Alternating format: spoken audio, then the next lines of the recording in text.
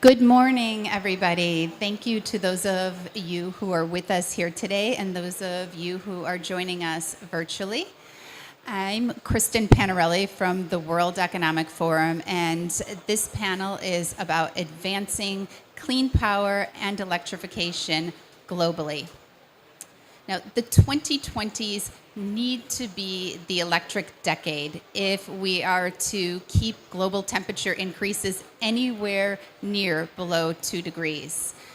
And this clean energy transformation is necessary not only for climate, but also for energy security and to face those challenges about affordability and access that we are seeing around the world also. Now, all the different scenarios require similar goals, and there's three of those that I want to highlight right now. The first one is that clean power has to scale threefold by 2030. The second is that the demand side transformation across transportation, industry, and the built environment needs to be far more efficient and far more electric. Now, where we're at right now is that final energy demand is at 20% electric. By 2030, that percentage needs to increase to 30%. And by 2050, it has to be in the range of 50 to 70% of final global energy demand met by electricity. And all of this needs to be supported by more investment in the grid, in transmission, and in distribution. I am really thrilled to have this panel with leaders from around the world. And what I hope that this dialogue will focus on are those actions that are happening right now and that are needed in order to accelerate the transformation that's needed. So I'm going to introduce our panelists right now. I will start with Amani Abou-Zeid, the Commissioner for Infrastructure and Energy at the Africa Union. Thank you for being here. We have Leo Moreno, who is the President of AES Clean Energy. And we have Claudio Facchin, who is the President of Hitachi Energy. And we are awaiting one more panelist who I will introduce when he arrives. I think that he is finding his way here. And so with that said, I will kick things off with you, Commissioner. So we're going to do a round of questions just to do some scene setting, and then we'll move into a more interactive dialogue. So, Commissioner, I have a question for you here about the $4 trillion that is needed to be invested in the renewable energy sector. Right now, only 2% of investments are being directed into Africa. What is needed to increase that percentage to something that would be far more significant and impactful? First, let me thank you for being here on this panel, and you're absolutely right. I mean, the amounts that are needed for renewable energy in Africa are huge. Just as we speak, even before the crisis, the COVID crisis, I mean, 3 years ago, we were talking about a funding gap of about 90 billion. Imagine now, I mean, that this number has a year, 90 billion every year. Now, this number has increased tremendously over the last period, and especially now that we talk about energy security. What needs to be done? There are things to be done at the domestic level and others to be done internationally. At the domestic level or at the national levels, our economies within the continent are trying to, improve the investment climate, because after all, I mean, we cannot dissociate investment in renewable energy from the investment climate within a country. This is one. Two, what we are trying to do at the African Union is to create a larger markets, because we are 55 fragmented small economies.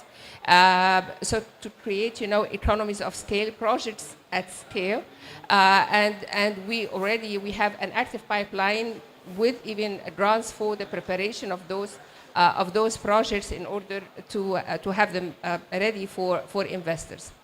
Third element is the human element. Remember, it's not just about the investment. You want to make sure that there is the human element that is able to install, operate, maintain whatever project. So that's a third angle that we are talking about. And the fourth is to mobilize African resources.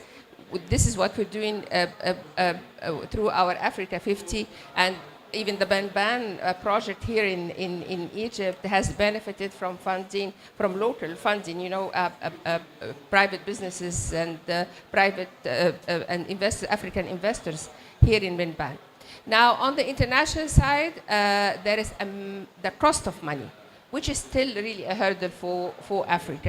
Africa is wrongly perceived as a risky region, and this is not substantiated by data, which means that even in the credit rating, we are rated much less than, say, similar European countries, and which makes the cost of borrowing for us is 9-10%, whereas in similar or worse economies, that would be 1 or 2%. So we want to look into that.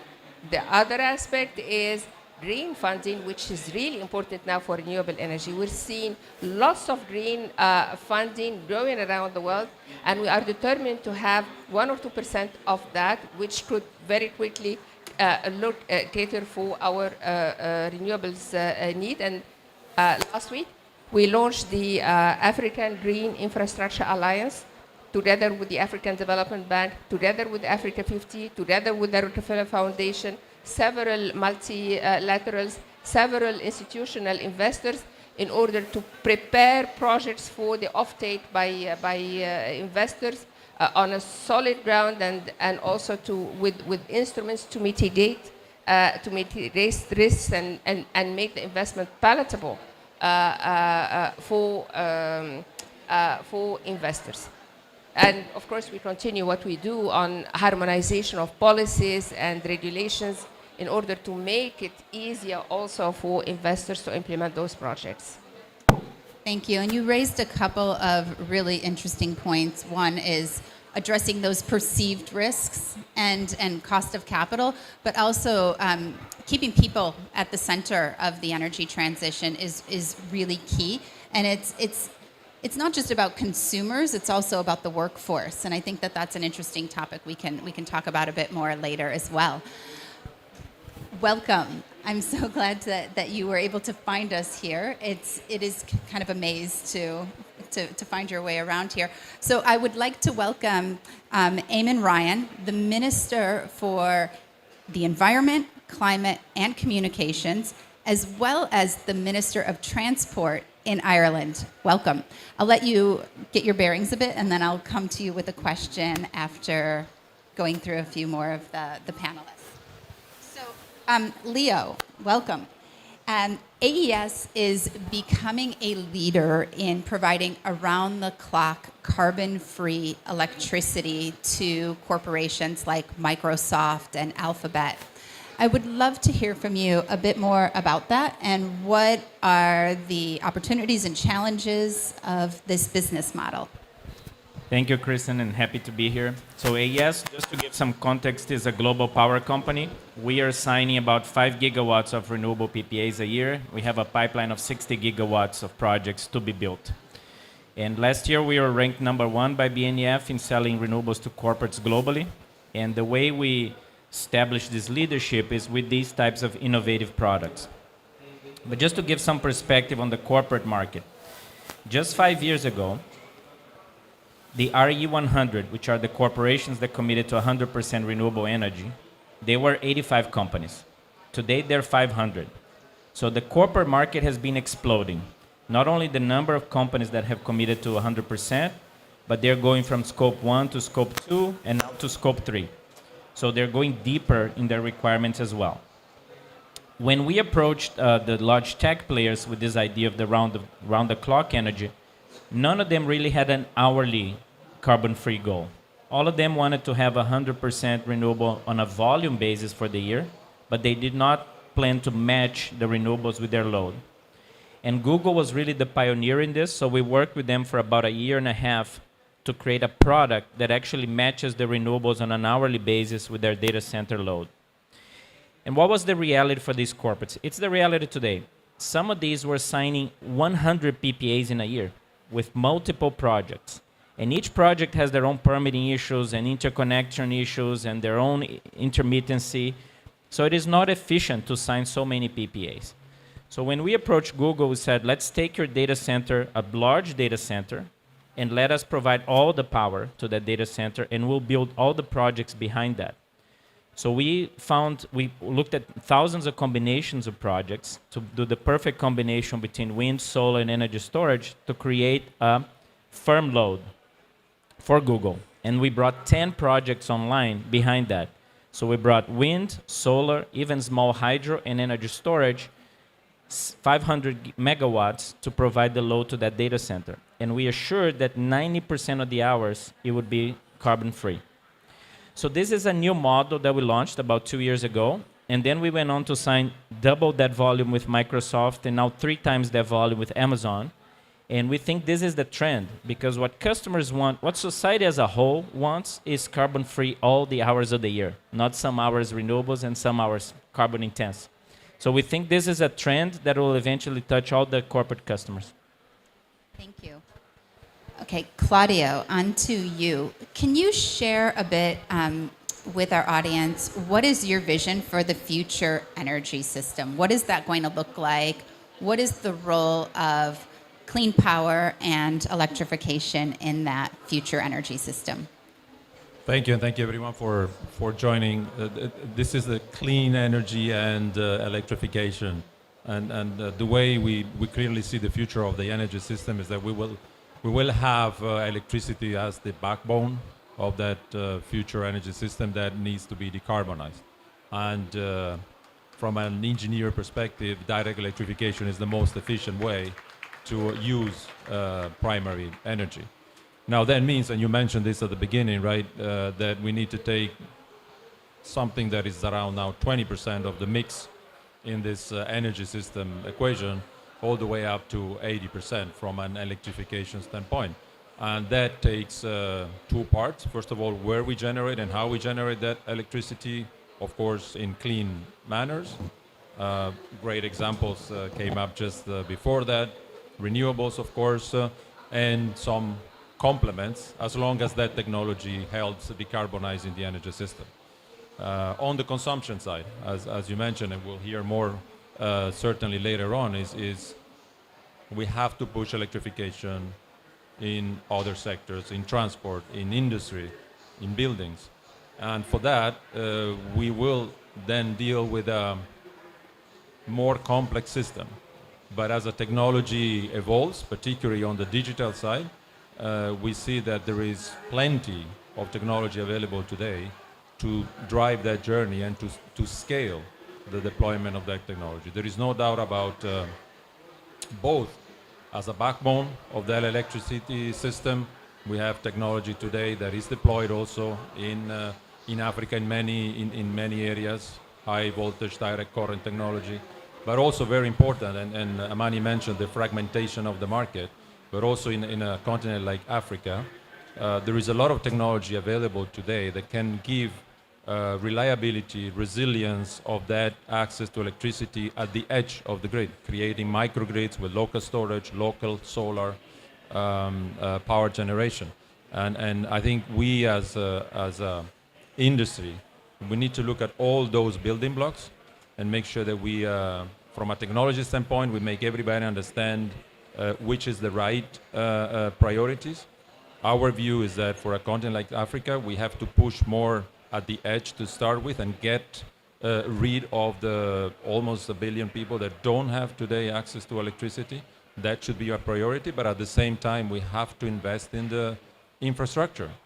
We have to invest in infrastructure, and to deal with the scale topics, Leonardo just made a good example. We will have to work from a financing standpoint, from a government standpoint, and creating policies that will allow, for instance, countries in Africa to interconnect and deploy then all the tons of available clean energy that they have, whether it's wind, solar, hydro, and many more to come, and geothermal, and many more to come. Thank you. So tackling that fragmentation through all types of technology, through more interconnection and more collaboration is key. Minister Ryan, thank you for being here. I saw a recent quote from you saying that efficiency, renewables, and electrification are the primary weapons in reducing private energy import demand. Perhaps you can share a bit more on this and maybe connect it to Ireland's big plans to have 7 gigawatts of offshore wind in place by 2030. Well, thank you very much, and apologise for being late. I was actually delayed at the European coordination meeting rather than getting lost. But we're in the middle of the negotiations, or starting the negotiations as ministers. All the focus is on loss and damage, correctly, but we need to keep the focus as well on mitigation and on the real opportunity that exists for a new industrial revolution, which is starting, which is happening. And I always simplify that right down to kind of what is the core of this more dispersed, decentralized, diffuse energy system, renewables, compared to the centralized, dense fossil fuel alternative. And the characteristic of this revolution is a balancing between variable supply and variable demand. And the image I have in my mind is in Ireland we have a traditional dancing to Irish music where you have 8 people come together and they come in, they come out, they go round, they swirl around together. And that's the image I have in my mind, because if you look at all the players, what you say is, so you have generation, new renewable generation, which is the most cost-effective, cleanest. Everyone has access to it in different countries in different ways. So it has real advantages in its, and there's so many forms: solar, wind, geothermal, hydro, biomass. So it has real advantages, but it is variable. But there's other dancers. Storage is part of that, because that's a form of generation which gives you timely backup. Interconnection. In an island like Ireland, it's critical. We have a large renewable resource, but to balance that in this dance, we are going to connect now again a new connection to England and a new connection to France, which HVDC cables, where you can transfer power long distances at low losses, and that's very important. But then on the demand side, and I absolutely agree, for us a large amount of our demand is data centers and growing. There it's exactly what you say, that we look to bring power close to the data so people are self-generating, and that they locate and that their operation supports the grid. Because really the difficulty, the real challenge in this is very technical around grid stability, in providing inertia to push the power down the lines, voltage and frequency stability, as well as generation at all times. And then in that, there's also in the use side, in the demand side, in transport, this great advantage of electric vehicles, more efficient, and as a potential store for energy, or a use of that energy in the middle of the night where we don't have other demand for it. It's so important that we move demand to the times when the renewables is available. And I think in heat, it's similarly, I think electric vehicles and heat pumps are the two key technologies developments, because there's an efficiency gain in both. Heat pumps, not just for domestic, but also in my mind now for industrial heat use under 200 degree temperature requirements you might have. Industrial heat pumps as well as domestic heat pumps are a real potential. So we have currently 5 gigawatts of onshore wind. In Ireland, in the last 2 months, that's provided about 50% of our supply. It goes up to 75%, which is the real cutting edge, because then you're getting into the laws of physics are demanding around that voltage stability, frequency, and inertia issues. We now go offshore. 5 gigawatts that will be feeding into the grid in a standard way to meet our needs, but also in our auction systems, which start next month. We will be looking to give a potential for businesses to bid in on a power to X So if it's where you're taking some of that offshore demand and perhaps you're using it to create ammonia for transport or hydrogen for industrial use, or even as well to work with companies to say, you use some of this as part of your hourly system and have other backups to give the 100% round-the-clock services. And I think in that auction system where people bid in to use the power in the best way, that will help that dance between variable supply and variable demand. Sorry if that's abstract, but that is what we need to do, a big dance. You have left us with an amazing visual of what the future energy system is going to look like, an Irish dance. Supply and demand dancing together. And I think that what's really important here, though, is really focusing on the demand side stepping up and playing a much more active role in the transition. And the role of the interconnection and the grids, the investment in transmission and distribution that is needed all around the world. Now, at the World Economic Forum in January, we are going to be launching a clean power and electrification accelerator. Now, the idea behind this is that that so much is happening right now in different parts of the world that can be replicated and really be used to accelerate far more action on tripling clean power and moving to far more electrification. Now, I want to shift to this topic about accelerating actions. And I'm a former power plant developer with AES, in fact. And back in the day, it was just accepted that it would take years to get a project from idea through permitting, through regulatory processes to construction. It was okay that it took, or maybe not okay, but just a given that it would take 5 years to 8 years to get a project online.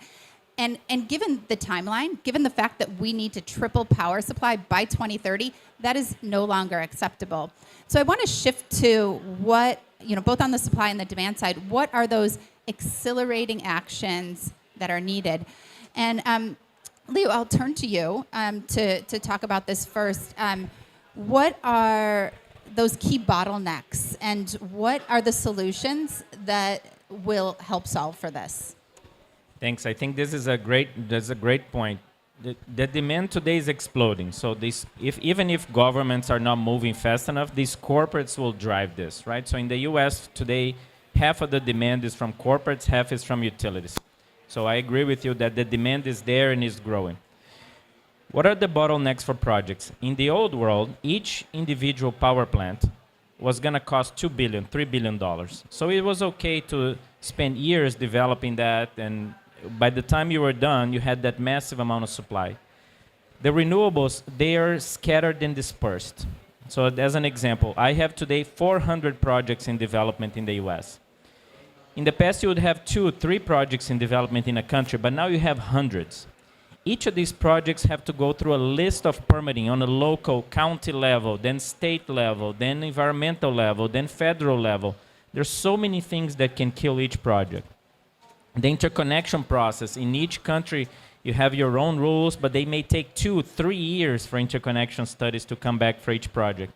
And this is not even talking about the land side. The land, some of our projects, we have to deal with 25 landowners. 25 different landowners you have to negotiate to build the wind, to build the solar. So that doesn't allow for scalability. So today there's more demand. Any project I have, I can sell because there's so much corporate demand. But the projects are not moving fast enough. So what we need for each country is streamlined rules for permitting and for interconnection. What are the streamlined rules that will align and make the process way faster? Make the process 1 year, not 2 years, not 3 years. And each country has to formulate their own because they have their own restrictions. But without that, I think we'll never get to the scale we need. Commissioner, is it the same in Africa? Yes, it is it is the same to some extent, but I wanted to answer your question very directly about what is the best accelerator. The best accelerator is the crisis. I think the pressure is so much on everyone, whether you are a politician, whether you are a private sector, whether you are a bank, to ensure that this is happening and very, very fast. In everyone's priority, the first thing is energy security. And the best energy security we could have are twofold. One is renewables. It's everywhere. I mean, for us in Africa, we are endowed, so it's throughout the continent. It's available everywhere in all its forms. And the second, also untapped resource, is what His Excellency started with, is efficiency. And efficiency is the greenest of energy. Through Africa, the Commission for the African Commission for Energy, Southern Africa could save like the equivalent of $9 billion through the program that we have put in place just from energy efficiency. We are substituting the grid into smart grids throughout the continent because the wastage is about 20 to 40% from that. And nothing can be done without digital meters, without smart data, very timely, and this is why we're doing the work that we're doing in terms of the information system for energy. But going back to your question and also linking it up what was said earlier about the fringes, the microgrids, I would like us please to be careful about that. Africa's ambition, and now more than ever, has never been to put a light bulb in a hut. This is not the ambition. This could be maybe for a remote village or for a small community, but the scale we are talking about here, and it was mentioned here, we're talking about massive investments in renewable projects in order to generate also other forms of fuels that are very much needed as we speak. And now that I don't want to delve into green hydrogen, but Africa now is poised and is preparing for the production of 5,000 million tons of green hydrogen every year, and this will not come from microgrids. So that's why the massive renewable energy in solar, or like in Northern Africa, and then and even in geothermal in Eastern Africa and Southern Africa, is coming, from massive investments in renewables. There is no solution fit all. It depends what purpose that you are building for, but microgrids, that's fine. Yeah, please keep doing that, but knowing that this is not also what is at the core of our interest and concern now. We want energy at scale for the continent. We want energy security. We want to use it also to produce other forms of fuel as we speak. And it is being done as we speak, actually, as well, in this very country. So this is what the other aspect, and I'll go back to the integration. Creating an integrated market like we're seeing in Europe and what Ireland is doing to do, we are doing the same thing in Africa. We launched that last year, a single African electricity market. It's a very ambitious program, if not just a project, linking generation to transmission to harmonized policies, regulation, to be operation 2040, and I dare say even before 2040, given the crisis that we are living. So here, I think we have to understand that the potential within Africa is huge. The resources are available abundantly, and climate finance, green finance, is in trillions around the world. We just want 2 or 3%. We'll bridge the gap in no time. And Africa has demonstrated that even within the last few months, during this crisis, we jumped into the occasion. We rode the wave, and we are into productions. 8 countries producing green hydrogen, 4 producing sustainable aviation fuel. So we're moving forward. We have to do that fast and at scale. Thank you. Thanks. Claudio, do you want to comment on anything Commissioner said? Absolutely, and it's good that you bring up the point. Microgrids it's a technology that it's also needed and deployed in developed economies and in markets like in Europe and so on. The point is simply that any technology that is available today to help decarbonizing the system needs to be deployed. We cannot be selective on that. And there is times where it's better to work at the edge first, to get access to electricity, while then working on planning, permitting, and so on to build the infrastructure behind. What I think it's an opportunity for all of us is that we have gone through a lot of those learnings in Europe, in other parts of the world. Minister mentioned quite well a number of challenges that the entire energy system needs to deal with because of this increased complexity, the stability topics, and in order to address that, there is flexibility that you need to inject in the system. Flexibility comes from managing at the edge demand response. Flexibility comes from interconnections that he was also mentioning. And one last point, it is a more complex system that we need to deal with, but technology is there. There is no concern about securing that future energy system that will be electrified across the sectors with clean energy sourcing will deliver even better resiliency, even better availability and affordability. If we do it approaching with innovation also on the way we collaborate, the way we chip in with financing, the way we understand that investing in decarbonizing the infrastructure in Africa, it's way cheaper than doing the last bit in parts of Europe, for instance. So there is a lot that we all need to contribute, and I like very much the example Leo brought up, where creating scale and proposing solutions to, in this case, companies, and that can work also for countries in Africa. Thank you. Minister, is there, I liked what the commissioner was talking about, that the energy crisis is the great accelerator for the clean energy transition. Do you find that that's the case in Ireland, or is there anything else that you want to comment on? I think it is in Europe, but can I pick up what the commissioner said on two things? Firstly, I think that idea, vision of an African single electricity market is very powerful. I wish in Europe that we had a single electricity market. We do in name, but in working functional system. So we all have to work together on this, and Africa might be able to take a jump. But also, I think I heard you saying earlier on about the cost of interest rates for capital. This is a big capital investment transition. It's all upfront. The marginal cost of the fuel is zero, but the capital cost is high. And bringing down the capital cost is absolutely critical. There are various elements to that. Firstly, to go back to the negotiations, as I mentioned earlier, I think it was, the Prime Minister for Barbados saying at the start of the week that the developing world is paying 14%, the developed world less than 4%. That's a first fundamental thing we need to address. And I think that's true what the Maldives are saying. We need a mosaic of climate finance solutions. Yes, we need all sorts of funding arrangements for loss and damage, but we also need reform of the MDBs, of the financial capital markets, so that the capital cost for Africa and other developing countries come down, first and foremost. But also then within that, I was speaking to Mary Robinson the other day, our great former president who fights for climate justice, and she makes the point that a lot of countries, these big mega renewables projects, run the risk of losing local communities.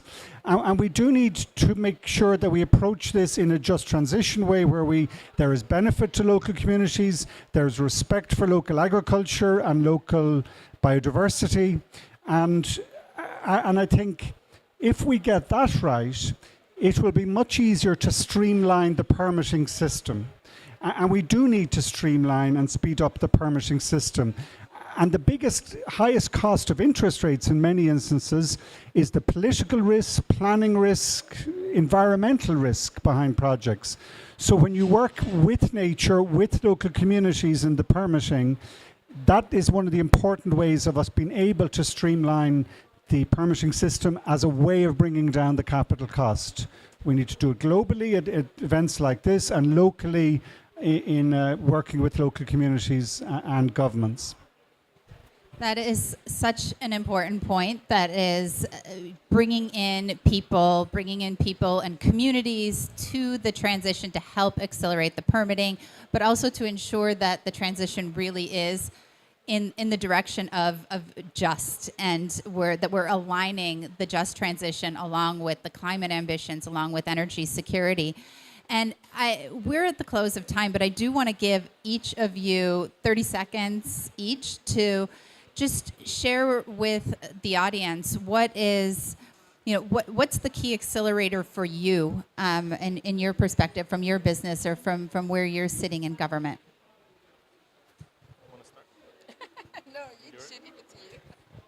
So I'm from with the private sector. So I think this for us is the group of regulations and streamlining the process so we can deploy renewables at scale. Just as a note on scale, right? The U.S. today has 700 gigawatts of thermal projects. We'll need 3,000 gigawatts of renewables to be built. We're building 30 a year. So that would mean 100 years to get to the end of this journey. That gives you an idea on what needs to be done to scale to go from where we are today to where we have to be. Thank you. You were not here, Minister, but I said we created the instrument to de-risk the projects, to ensure their bankability, to ensure their attractiveness to the private sector. We launched that last week. We are eager to continue our massively and fast scaling up access to electricity everywhere in the continent and to all Africans, and there is no one solution that fits all. We have diverse countries, and within each country there are diverse communities, and we are taking all of the solutions. We are not stopping at anything, and we are tailoring the technology and the solutions to our needs and communities. Having said that, Africa is poised to be, and it is already, but it's poised to be the largest continent in terms of production of renewables and for domestic use, I mean, within the continent, but also for export, this and fuel. So if you're an investor, if you're a technology manufacturer, this is the time to be in Africa now. Thank you. From my side, just to conclude, I think we have a good initiative at the WEF, and Kristen, you've been working hard on this. Is to have a system value approach and build a framework around that. It is important for all of us. There is no way that we can solve this scaling, as Leo was mentioning, on the traditional model. We do our part as technology providers. Government does their part as policies and so on. We have to work across. We have to be able, each and every one of us, to understand the full system perspective. And then there are frameworks that will help in taking into account what is the best priority, what is the best return for the investment, and of course making sure that everyone is involved in this transition. Yeah, no, Leo reminds me that the scale of the increase we need in all our countries is beyond compare. People don't understand how big, if we're to meet our targets, and it's very much the supply chain, and it's in cables, in turbines, smart meters, electrolyzers. It's and this technology is all developed. We're not waiting for some new technological development, but how we scale up the industrial production of those basic components of the new industrial revolution is the real challenge. And as Nicholas Stern says, we need to go from billions now to trillions in that approach, and that will bring down the cost. It'll be a virtuous loop. As we scale up, the price becomes better and better. But the scale of the scaling up, people should need to be honest about it. It is a leap we need to make. I would like to thank our panel. Thank you so much for sharing with our audience the magnitude of the challenge, but also that real actions are being taken to get there. And that's really inspiring. Thank you, everybody, for being here. Thank you to our audience. Have a great day.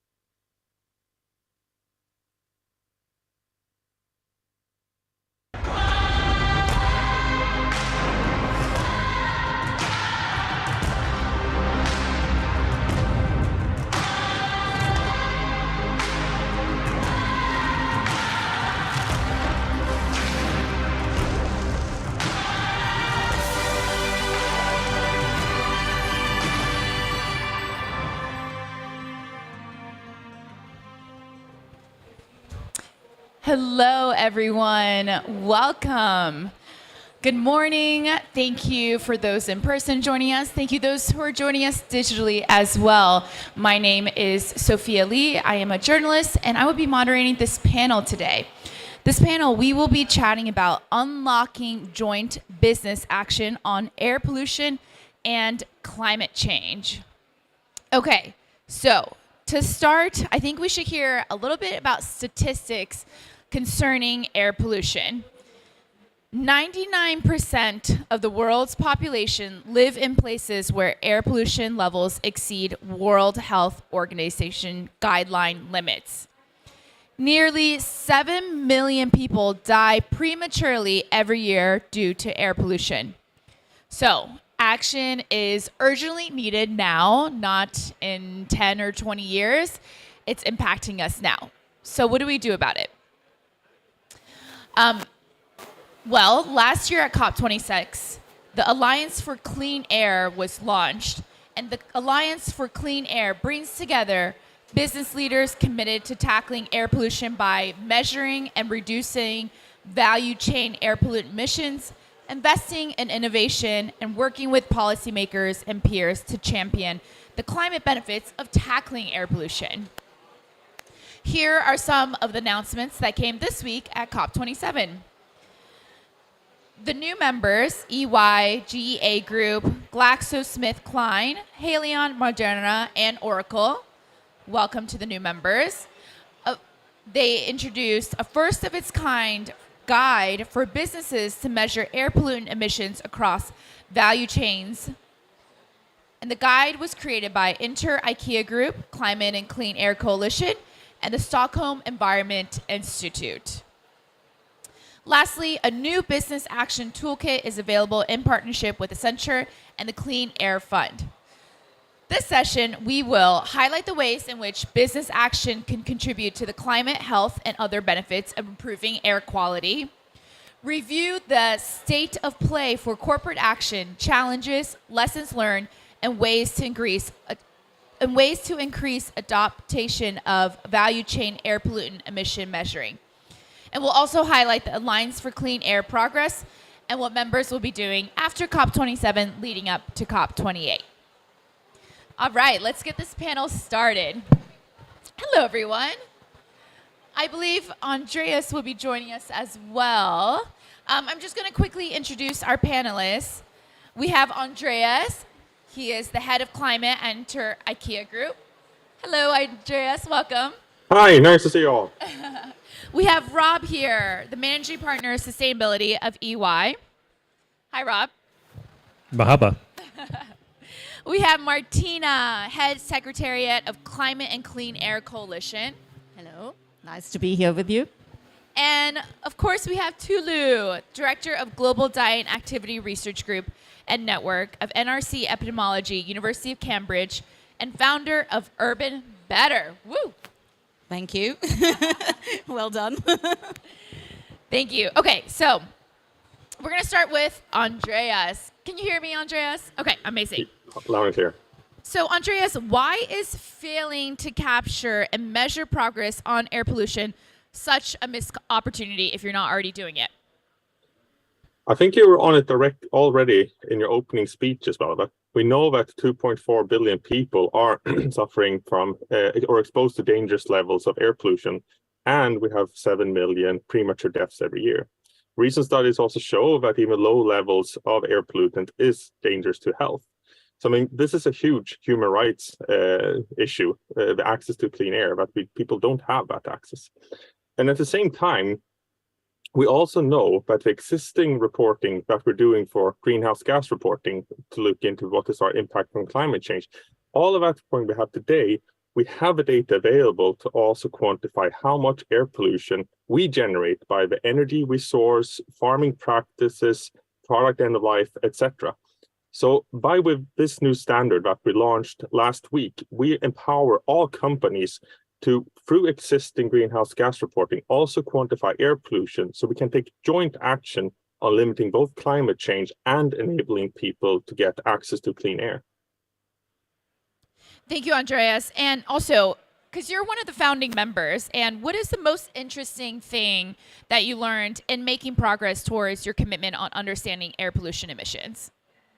I would say the main learning is that we actually managed. We set out an ambition a year ago. We had a draft standard, and we wanted to actually have a simple standard that didn't add so much workload for companies, so that they, through existing reporting and greenhouse gas reporting, could also quantify air pollutants. And we are the 10 founding members of Alliance, together with Stockholm Environmental Institute. We have piloted and washed it and developed the standard, and it works.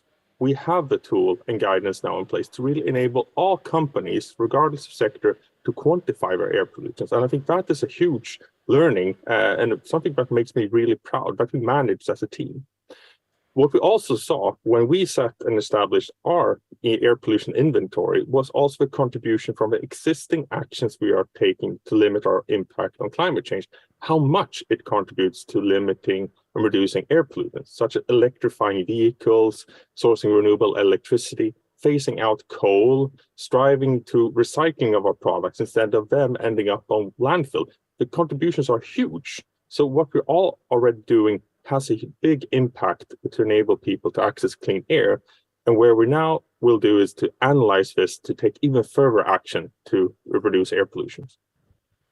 And lastly, Andreas, I want to quickly understand for those who are here who are not familiar with the guide. Can you just give us a quick intro to this guide and why it's so important to tackling air pollutants?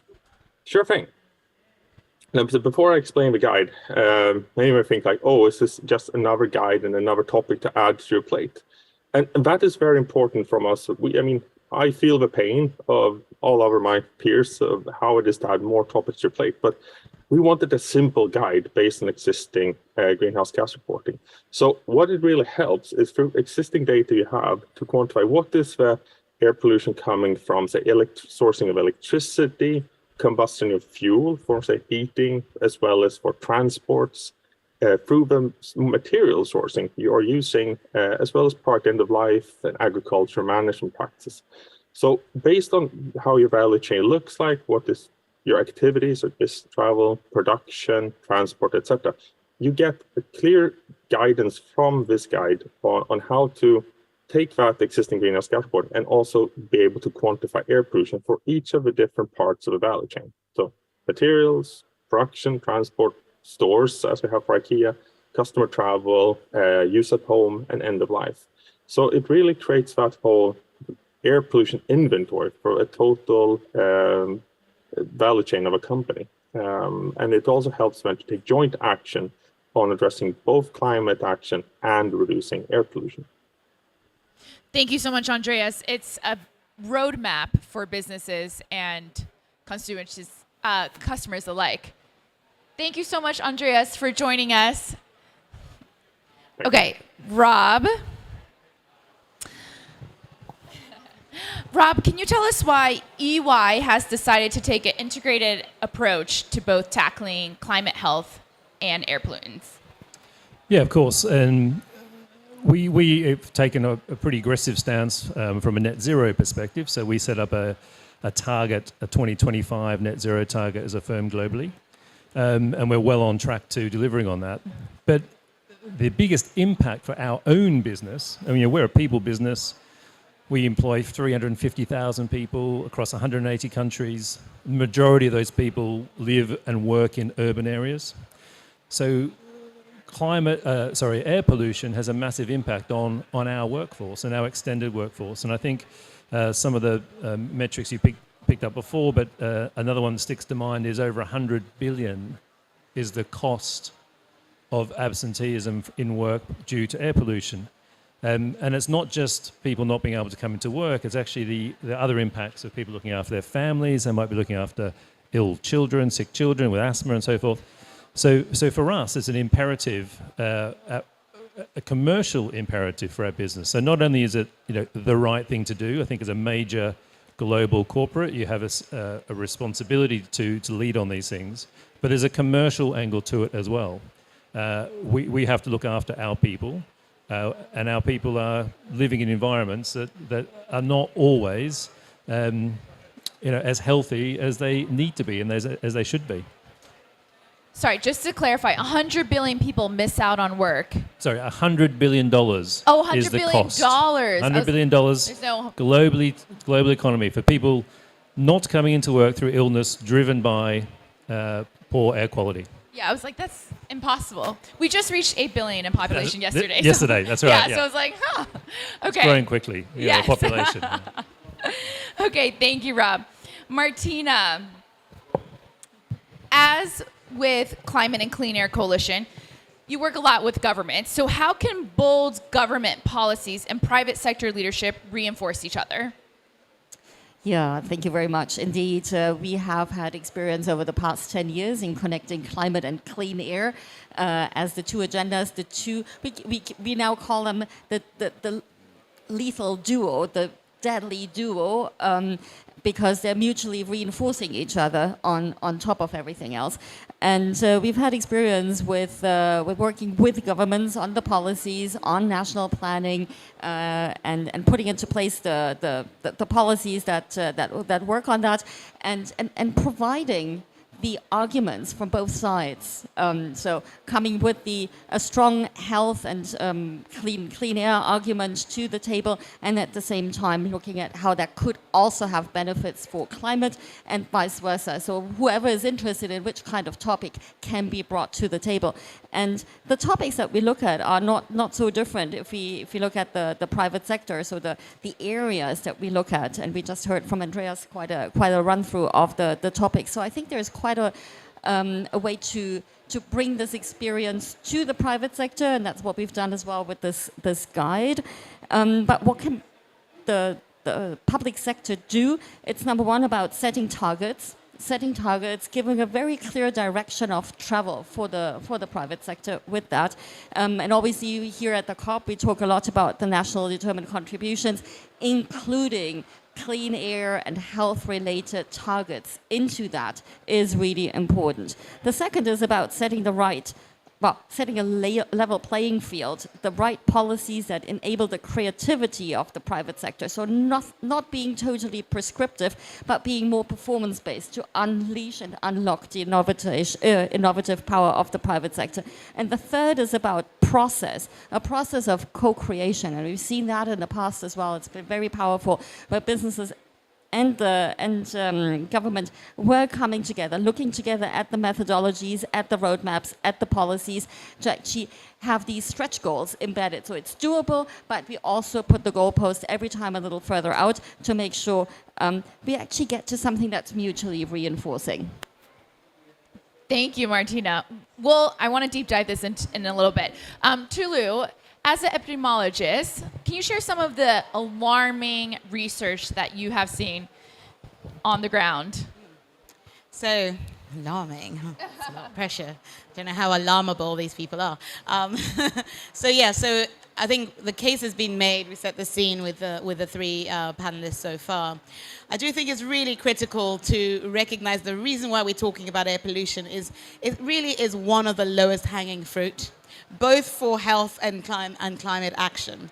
So I can think about four ways of thinking about it in terms of health, in terms of the economy, in terms of climate, in terms of ecosystems, right? So in terms of health,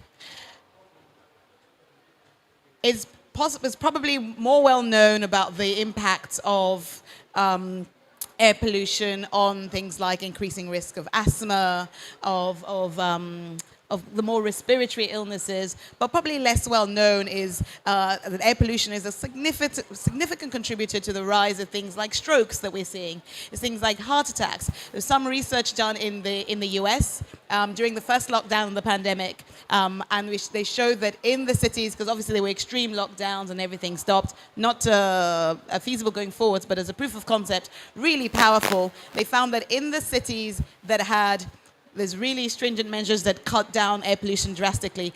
Over a 4-month period, 4 months, they saw the significant declines in heart attacks. Wow. So we're not talking about some massive, in the next 40 years it might improve our health. This is something that we can tangibly improve now. From a climate warming perspective, I should just say, the additional aspect that people sometimes find really striking in terms of air pollution is the impact on cognitive development at the extremes of age. We know for older populations, air pollution and dementia, there's an association there. Really alarmingly, connection with in young people and cognitive development. So we found that air pollution impacts the drops in performance IQ in children. And that impact is even higher in children living in in households with high deprivation levels. So when we talk about whether or not we can afford to, this is what we should bear in mind. Are we generating a next generation where we're essentially handicapping and decreasing their chances of positively contributing to development? So a lot of my work is in cities across Africa, and we talk about the young population is the youngest continent, the median age of 19, 65% of people under 25, and we talk about this potential. In order to harness that population, we need a healthy population. If we're talking about development, the previous session. So that's one. Economy we're talking about. You've mentioned a little bit. In one city, if you look at a city like Accra in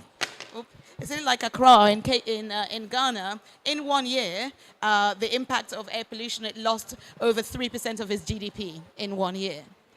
Just giving you context here. Climate change, we can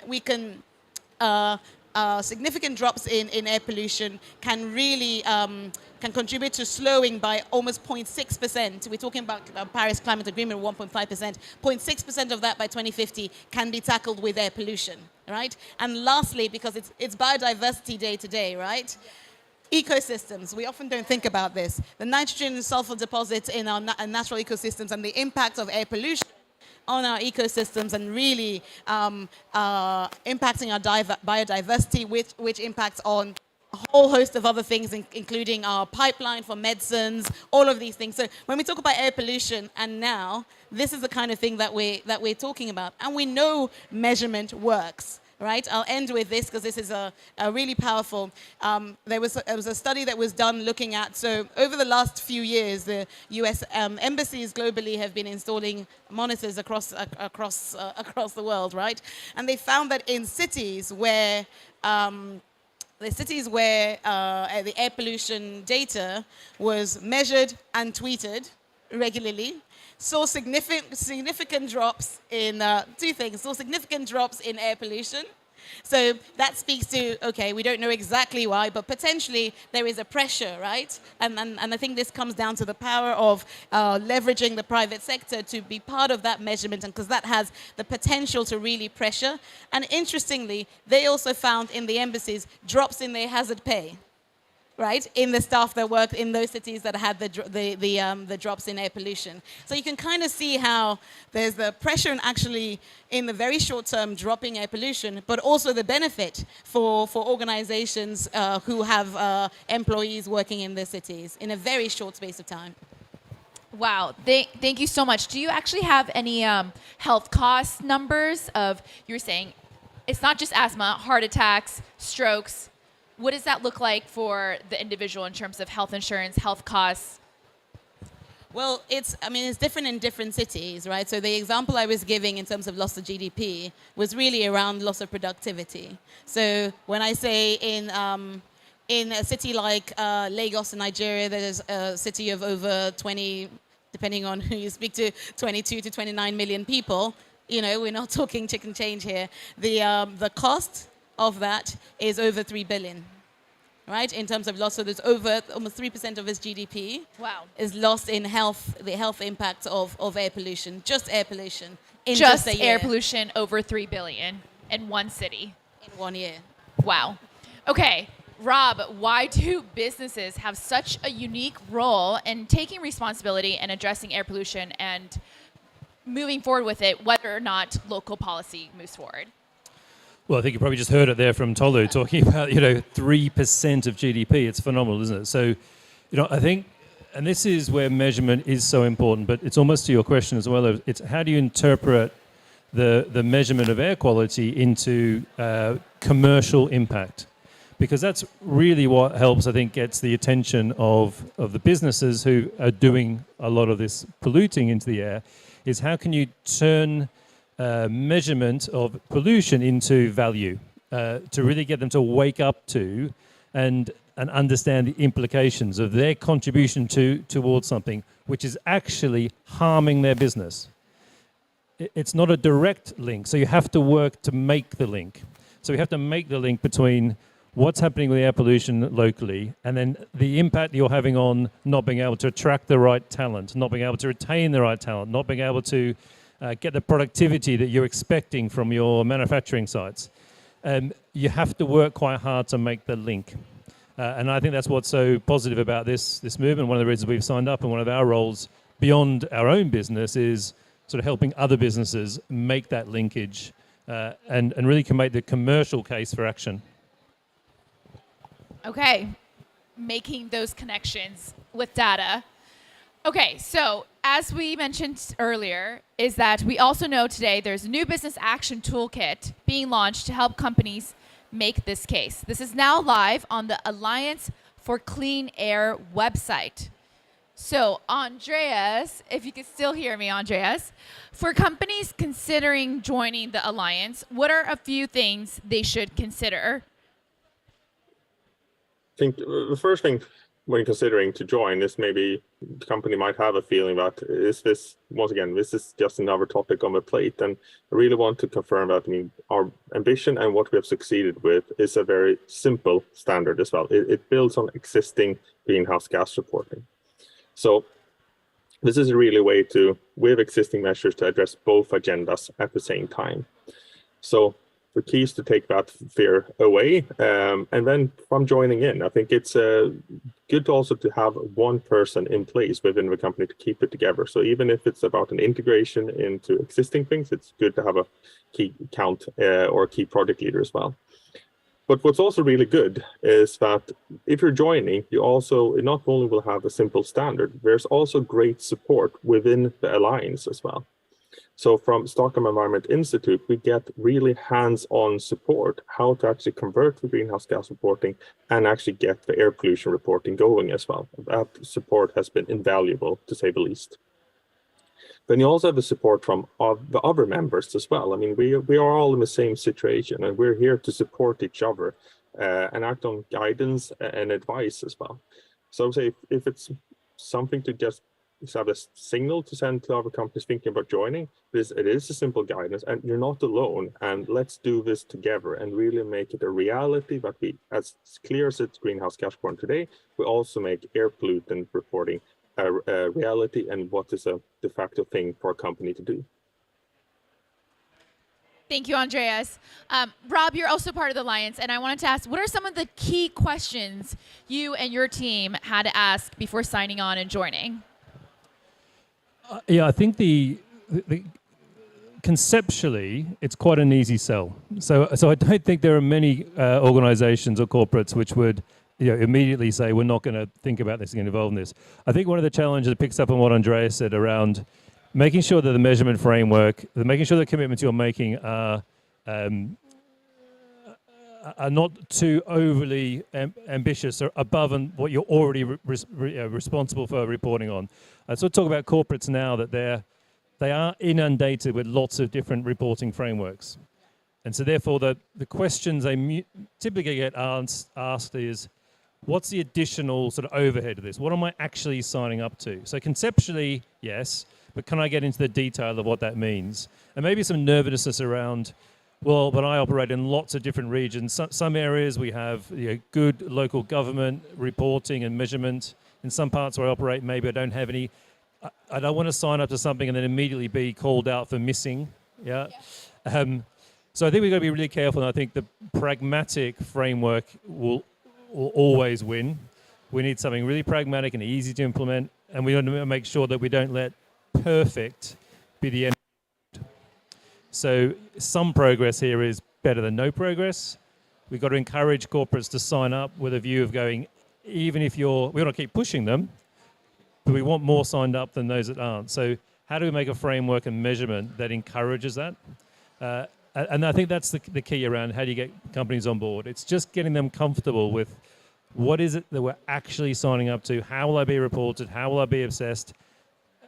If we can make that value case back to, again, but this is the value that's going to deliver to your business, I think we can do that I think the framework's important, just to make sure it's not too difficult, too onerous to implement.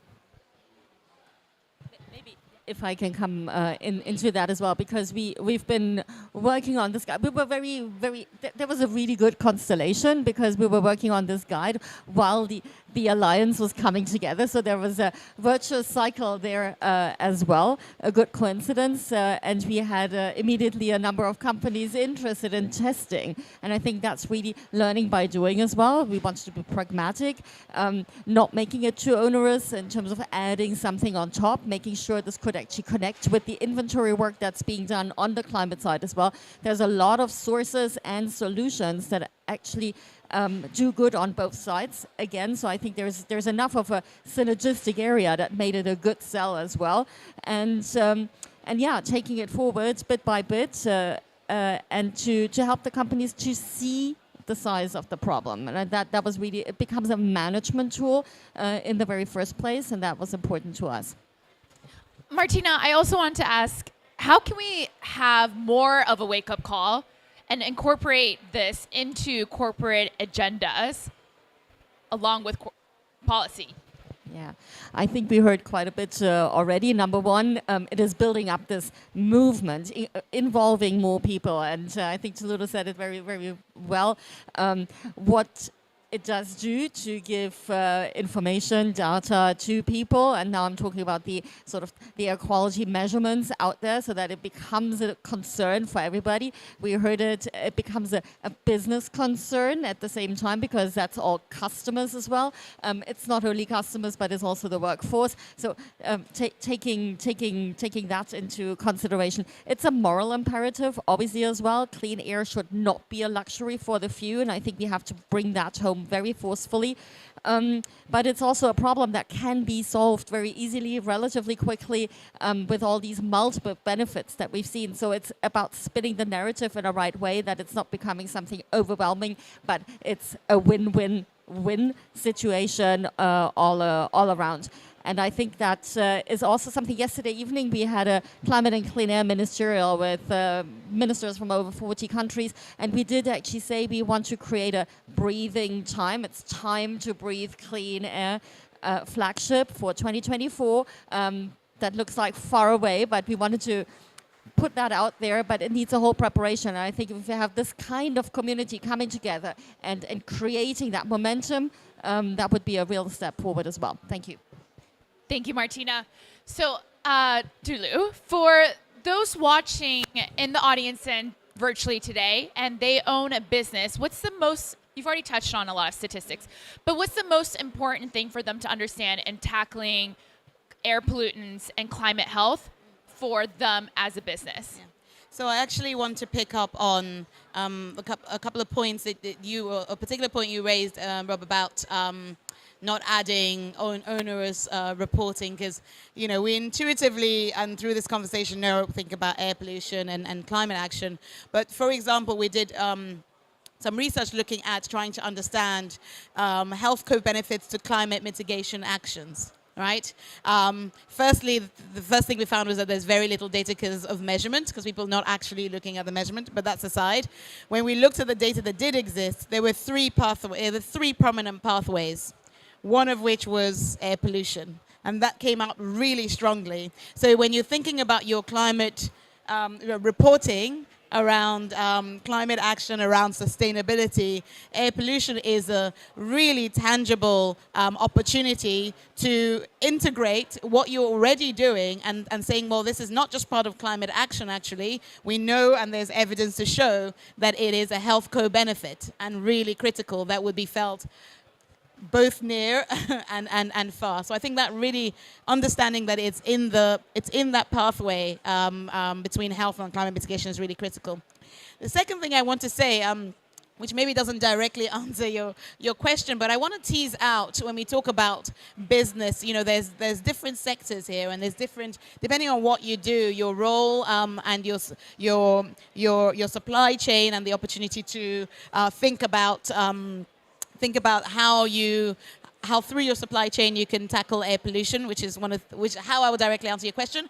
But I would go one step further and to say that businesses in the financial capital space, right, where you're actually, it's indirect in that you are providing financing, be that funding, be that investment, be that other kind of financing of projects that shape the environment and that contribute to air pollution. So whether you're financing infrastructure projects and like roads, financing real estate and building new development, there is a potential in your participation of this kind of alliance to look at, well, to say your value chain would be to say, how can we exercise our influence in terms of how we leverage our capital towards incentivizing initiatives that consider and proactively tackle air pollution through the work that they do. So I think maybe we haven't teased out that indirect kind of influence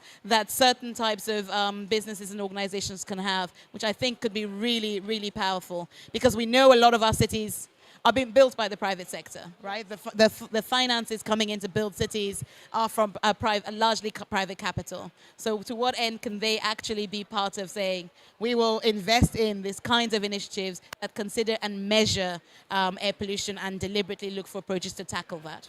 Yes, it's already happening. It's already baked in. So why not incorporate it? Andreas, I wanted to ask, where is the Alliance heading in the next year? And what are some key points that the Alliance want to focus on for this upcoming year? I would say for the coming year, we have 3 pillars, I would say, that we focus on. I would say the number one is, of course, membership growth. Because the more members we have in the Alliance, of course, the more awareness we can actually create regarding the connection of climate and clean air. So that is key. It also helps us to actually also mobilize action as well. So the more members we have who set the air pollution inventory, set goals, and translate it into clear actions, we also have a more stronger contribution to reducing air pollution. The second point, or second pillar, it's inspiring other players. We know that there are other initiatives than the Alliance for Clean Air, which also contributes to clean air. I mean, there's with electrification of transportation, pushing for renewable energy, etc. So how can also the narrative of joining climate mitigation and air pollution also be joined, so we're more spokespersons for it? So we hope also to create a common narrative and a messaging in other initiatives as well. And the third part is also how we can influence different parts. To take one example as well, I mean, how can we make air pollution as mandatory in sustainability reporting as well? In the European Union, we know that in the Corporate Sustainability Reporting Directive, there is requirements on the topics of pollution, and including air pollution as well. So, but there's no standard for it today. So can this be maybe the company standard for how to report on air pollution as well? So in short, it's membership growth, inspiring other players, and how do we also influence other stakeholders? Thank you, Andreas. Okay, my final question to the panelists. What else can governments be doing to incite more aggressive climate action in consideration to air pollutants? Local policy, national policy? I think, so obviously yes, so more policy, but I do think one thing we need more from the the public sector is more sharing of knowledge. So I think we've got certain geographies that have got air quality processes and measurement in place and have had it in place for quite some time. So we know how to do this. And what I'd like to see more is more sharing and proactive sharing of that. Now, one of the things we were talking about before we came on was, the role of the corporate sector in enabling that. So sort of almost dragging local governments, dragging them to the table, saying, we have to do this. We need it for our business. We need it for the community. Maybe we can fund it to get it going. But ultimately, we do want, and we want to leverage the experience we've got in the regions, the mature regions where we do this, and we do it really well. Well, I started off with a couple of ideas, so let me spin that a little further. And one is how we can use maybe the leverage from the local governments a little more. You just said well, it's difficult to get them at the table. I think the local governments would tell you exactly the same story the other way around. So I think it is, where do we start providing the platform for doing things like that? And in the CCAC, we've been all built around bringing together the different constituency groups across the different sectors. We do have hubs in which we can actually discuss that. So peer-to-peer, I think, is extremely powerful to take that on. And maybe one step back as well. Private sector taking this on voluntarily, I think, is really good because it's learning by doing, it's getting comfortable with all this. But I think the pressure is building up, and I just want to put it out there. If it's not being done, I think it will come in form of regulation and the standards and so on. And some of that may actually be really needed, but it's good to be ready for it as well. So I think there's this, that spiral that we've been talking about. And I just wanted to say, in the very year that the UN General Assembly adopted a resolution that made the right to a clean, healthy, and sustainable environment a human right, we did see that 99% of we started off with that quote, right? The 99% figure of people breathing air that does not meet WHO standards. And I can see it coming. This gives standing to people as well because it's a human right. So I think I'd say there's a big carrot, but there's also a big stick out there. Yes, I think totally agree with that, Martina. I think I would nuance it even more and let's say, at the local government level. So my experience in kind of doing this kind of partnership is that even within these spaces, there are people who are looking for this kind of partnership to help leverage, to say, we're trying to do that actually I'm trying to do that in my local government, trying to do that in my city, but actually I'm struggling because I'm hitting barriers. So I do think when we talk about local government, and we should, I've never come across a city where there isn't somebody who is actually trying to do something and is hitting a wall. So the potential for exactly what you're saying in sharing, to actually be the force behind that person to say, listen, I'm not a lone voice in the wilderness saying this. Look at the business sector, the private sector are really wanting this, and actually if we really want them to be. So I think that finding those champions, and that's the power of the coalition. This is alliance from the private sector, but to some extent that kind of coalition also exists or should exist in the public sector, of finding these individuals in these cities and in these local governments who want to drive change, and this public-private partnership could be a really critical part of that. And then the other ingredient is the public. As you say, right to clean, healthy environment is a human right. That is going to start resonating. Again, the regions I largely work in are young. This majority demographic are going to start, if they're already doing this, but increasingly more, demanding from their governments, demanding through the ways that they consume, demanding from exercising their citizenry and their civic duty by demanding that this right is exercised. So again, I think both the private sector can kind of leverage that, and the public sector to say, if you feel like you're alone, you're not. And the really critical thing is finding that coalition that can bolster your efforts and help accelerate the change that you need. Yes, thank you, Lou. That in nature is called cross-pollination. That's what we need more of.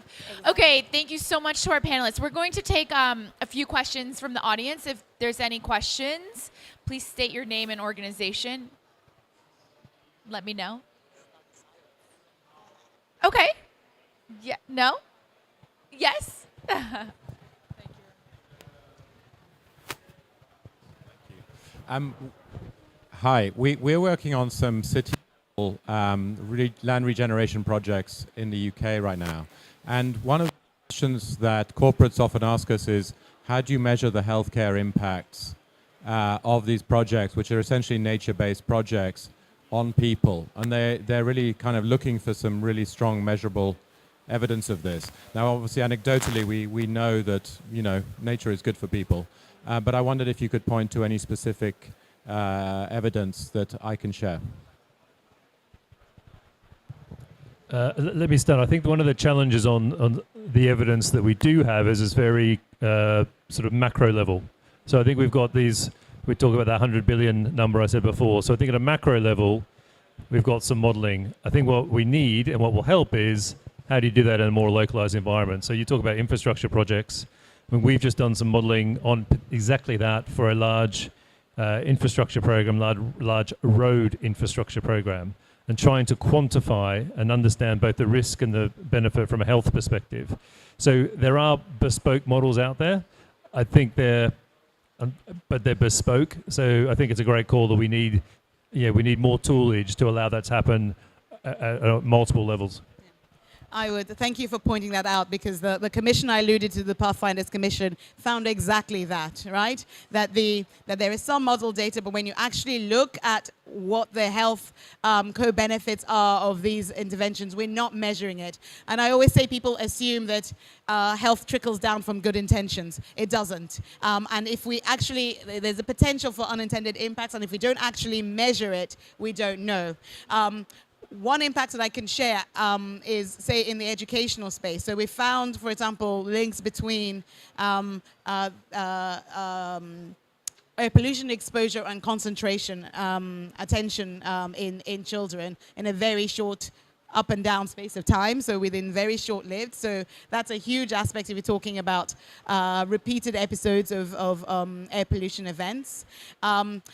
An example, not specifically from air pollution, but a more systems approach looking at human settlements. There have been some research that looked at the impact of upgrading housing and human settlements developments in stock in Wales, actually. And part of that is the air quality. Part of that was access to green space. Part of that was thermal comfort. And they found that over a 10-year period, the people that lived in those upgraded developments had a reduced hospitalizations, emergency hospitalizations, reduced by 40% over a 10-year period. 40.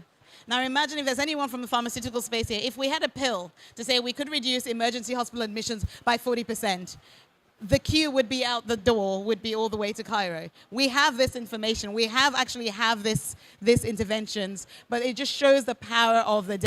So you're absolutely right. We need much more localized data. Yes, over here. Okay.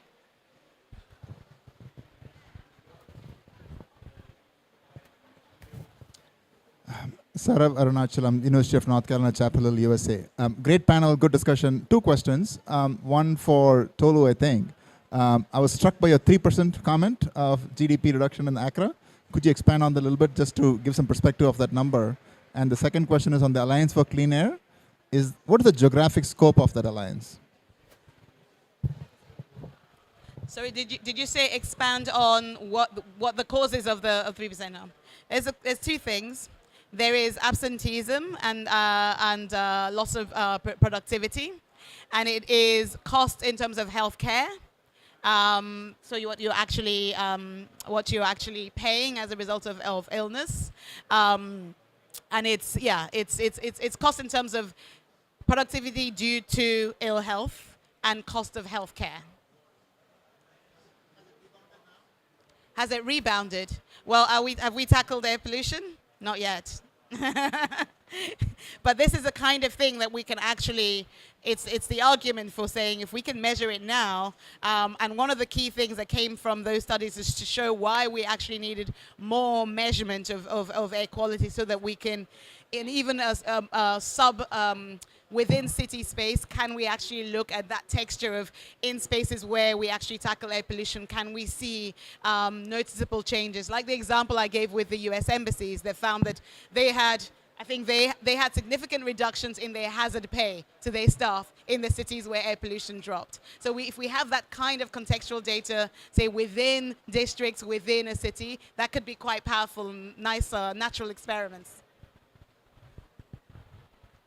Andreas, do you want to take that second question on geographies in the alliance? Yes. Sure thing. So currently, I mean, if we look into the existing members of the alliance, we have coverage in Southeast Asia, South Asia, Europe, and North America as well. But I mean, the alliance is a global alliance, so we welcome any corporate member anywhere we are, because we need to address air pollution regardless where we are in the world. Yes. Thank you. And then last question here.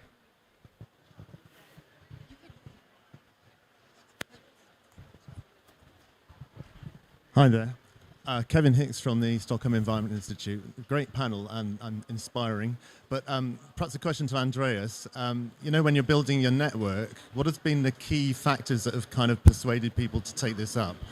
I mean, we heard from Tahululu about that perhaps we need to raise awareness of the impacts, like on children's cognitive development, which are really big, a big emerging pieces of research that need to be spread about further, I think. But what are the key factors in your success so far?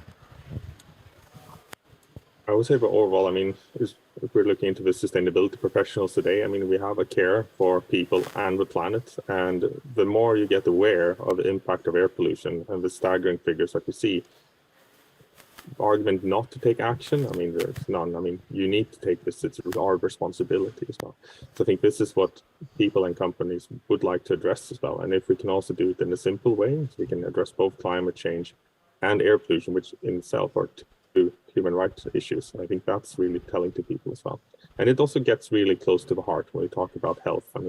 Climate can seem a bit vague, but this is about the air we breathe day in and day out. And we also know that the outdoor air pollution is what we also breathe indoor as well. So this is affecting all of us. All right. Thank you, everyone who tuned in digitally and in person. Thank you to our incredible panelists, Rob, Tulu, Martina, Andreas. As we said before, we need cross-collaboration, cross-pollination. It's costing businesses $100 billion. Thank you, Rob. If you want to learn any more information, please look up the Clean Air Alliance Act, and you could also chat with anyone here from the World Economic Forum and, of course, any of our panelists. A big round of applause for everyone. Thank you so much.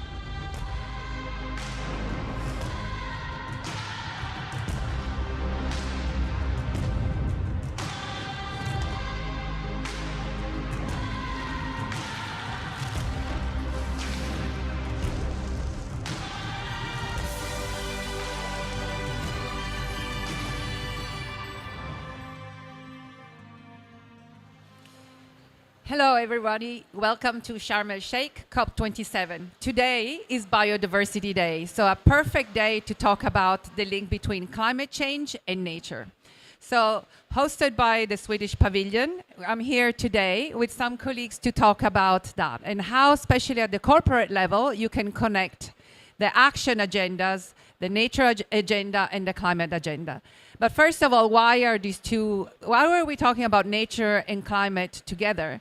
We know that nature is impacted by climate change in an incredible way, but also the loss of biodiversity in nature impacts climate change, because the more we lose nature, especially deforestation and land degradation, the more impact we have on climate change.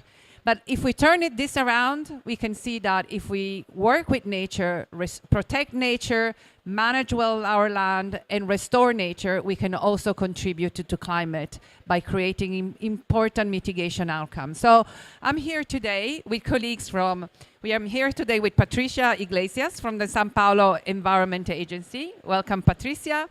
I'm here with Gilles Tisserand from Tetra Pak. Welcome, Gilles, and Alexander Schmidt from Normative, who is going to join us virtually. Hi, Alexander. Nice to see you on the screen.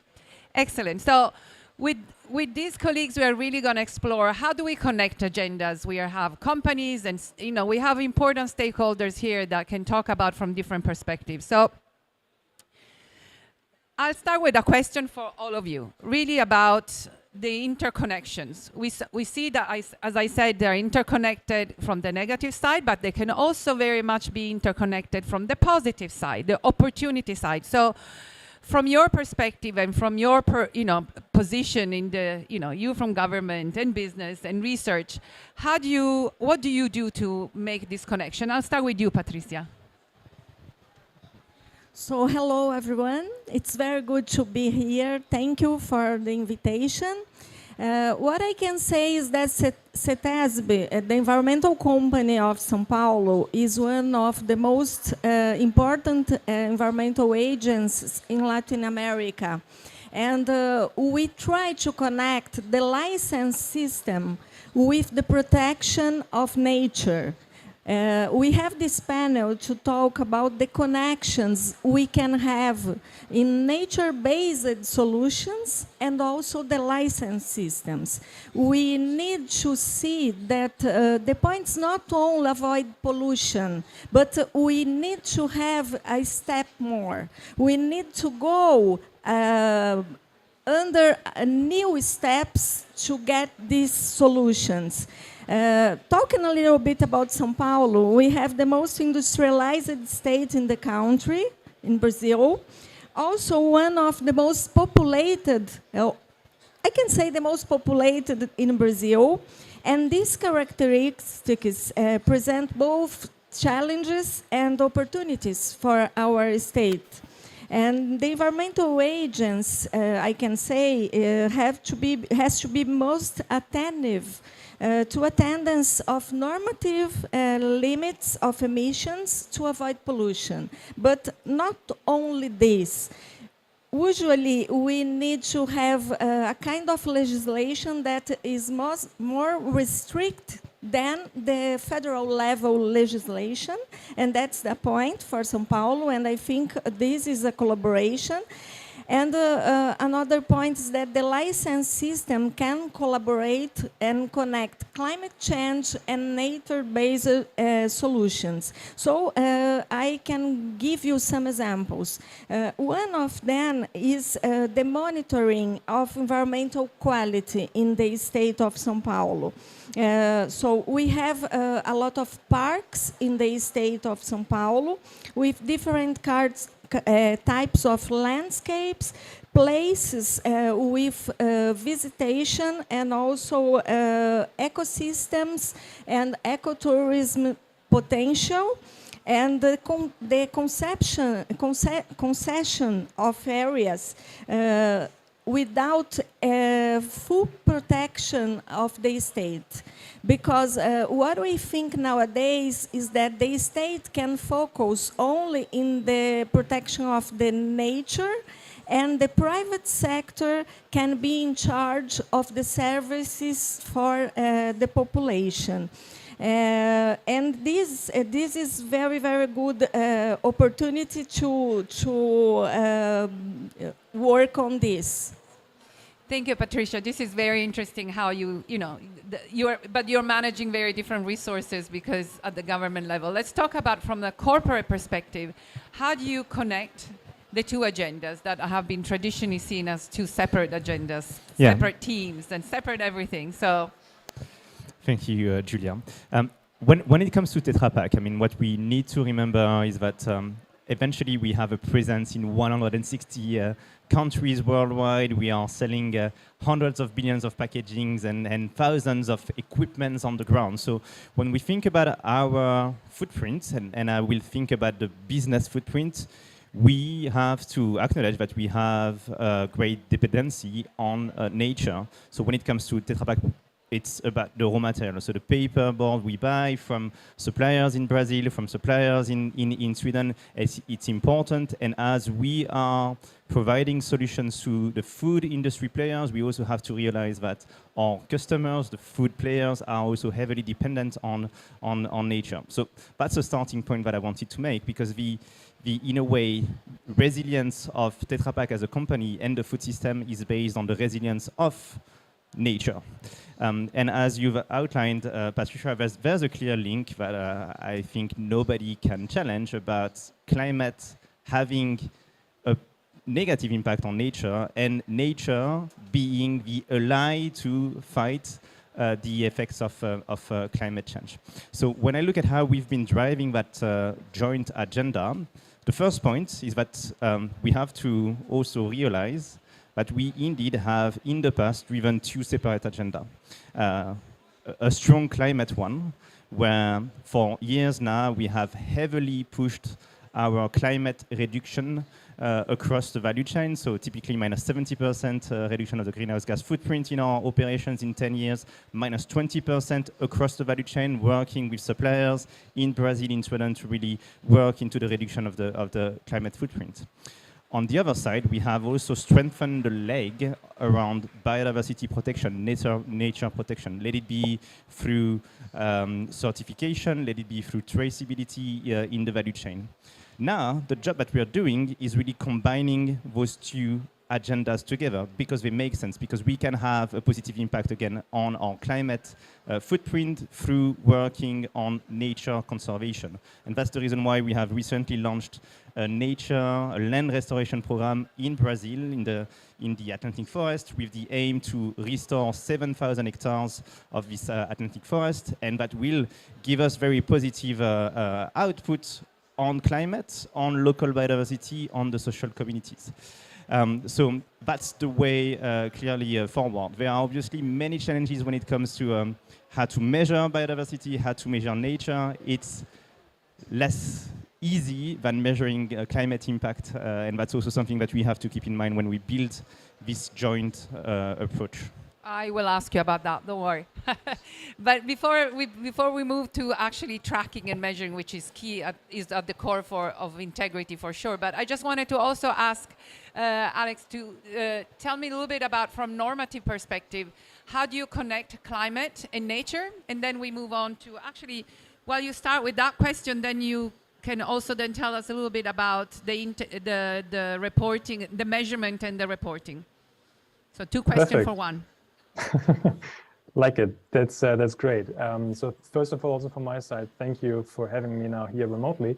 Really happy to join and share a bit our perspective. So just to emphasize a point that has already been made before briefly. So there is a direct link. I mean, climate change is one of the main drivers of biodiversity loss. Like that is a fact. And in turn, and that has just been said before, but again, just to stress this point, the destruction of ecosystems through climate change in turn limits, of course, the ability of nature to regulate greenhouse gas emissions. So we can get into this like vicious cycle of damaging the ecosystem, lowering biodiversity, and in turn then kind of hampering our own progress to kind of reduce emissions to begin with. So what we at Normative do is on the, if you look at this from like a bathtub perspective, like we try to turn off the inflow of water. We try to turn off the the tap, so to speak. So we help companies to accurately measure and then subsequently reduce their carbon footprint.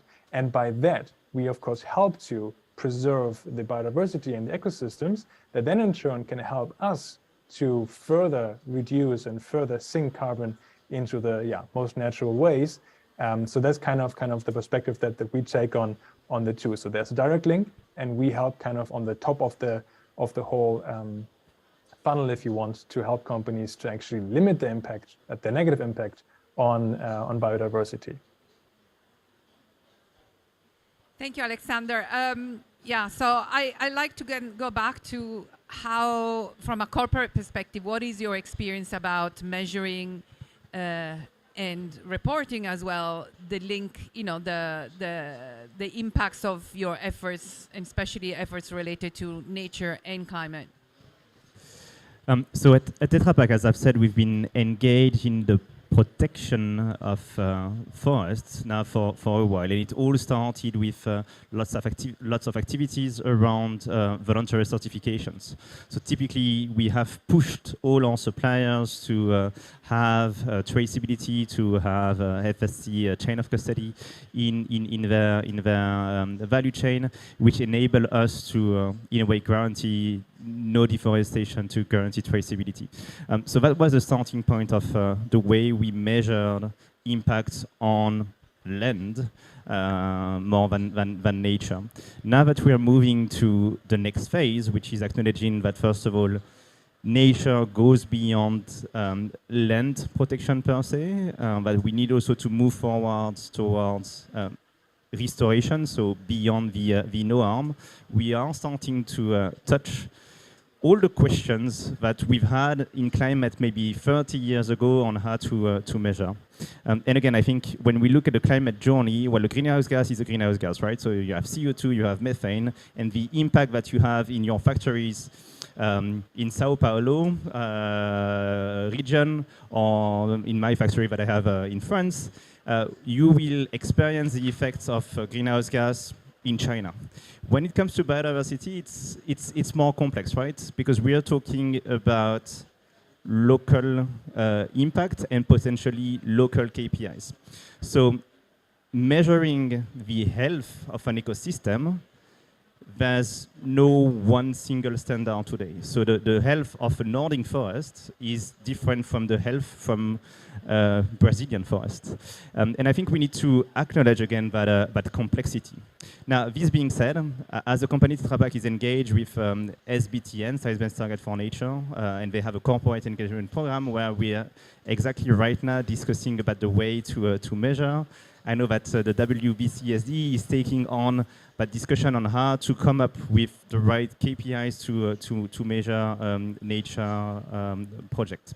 So the way we are working right now at Tetra Pak is really framing the two legs that are climate and biodiversity nature KPIs, and find commonalities between the two. So we will have joint KPIs on CO2 improvement, and that's a global KPI, and then localized KPIs per regions, because again, we need to have in mind that biodiversity is different from an area to another. Sorry, Patricia, this reminds me a question about KPIs and, you're measuring climate biodiversity, which is the topic of today. I assume you're also looking at impacts on local communities, and just give me a second, your views on the connection between local communities and nature. Sorry, I know I'm adding a little bit to the conversation, but I think it's also important to make sure that when we say biodiversity, we also talk about the landowners and the communities and indigenous peoples that are part of the land. But how do you actually how much interaction in these projects do you have? Yeah. So by the way, building on your questions, what I want to say is that I really appreciate the way COP27 has been built, because we are really looking into what climate change is about, and climate change is not about climate only, it's about impact on the food system, on communities, on social justice. And I think for the first time at COP, I really see that depth of discussion around the impact and interconnection of all the topics together. So yes, when we look into driving the sustainability agenda at Tetra Pak, we are looking beyond climate and biodiversity. We are looking into integrated social justice, to look into how to integrate local communities into the activities we do. Now, first disclaimer, Tetra Pak, we do not own forests, right? So we are working with suppliers, Klabin in Brazil, Stora Enso, Bitteroods for the Swedish people here in the round. So we are working with them to assess their impact on local communities and make sure that they actually improve the local impact. I've mentioned the land restoration program we started in Brazil, in the Atlantic forest, where clearly we are actually dependent on landowners, and we know that by working on the restoration, there will be positive impacts on the local communities. And well, we know we will have to measure it, and that's actually part of the program KPIs. It's not only about number of hectares that we will restore, it's about also the quality of life, the income of the region. So that's part of the KPI, and I'm sure that Patricia has a lot to say on the impact on communities. Exactly, Patricia. The question is, I'm not going to ask you all the KPIs that you guys use, because I'm sure there are plenty and they're of really high quality, but it's more about how do you use the KPIs in your, in getting the policy, to get buy-in into the policy and to get the support from your constituency. So what is the important, also political element of the KPIs? Yes, what is interesting is that the reality in Brazil, it's quite different from the developed countries. So you have the problem of energy, the use of energy, but in Brazil, we have the problem of the use of land. That's why we need to work in the nature-based solutions.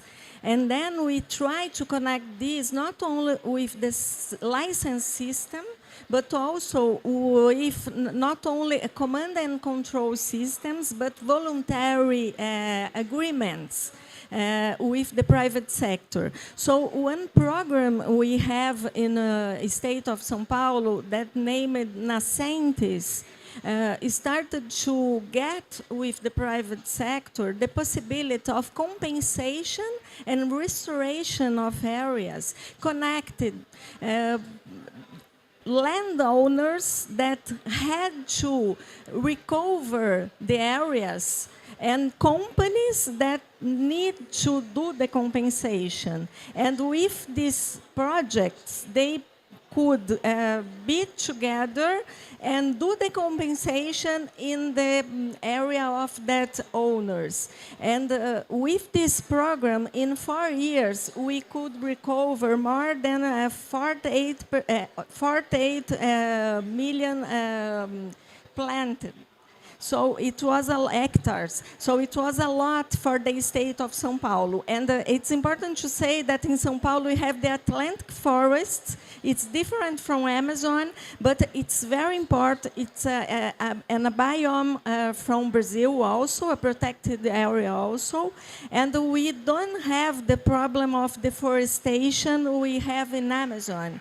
It's quite different. And we don't have also the burn problem we have in Amazon nowadays. So the idea is to connect with the private sector and give support for them to choose areas that they can work in nature-based solutions, because this is not the main street work of the company. The company is like Tetra Pak, is working in another point. So we help to find these areas and connect the private company with some owner that need to recover an area.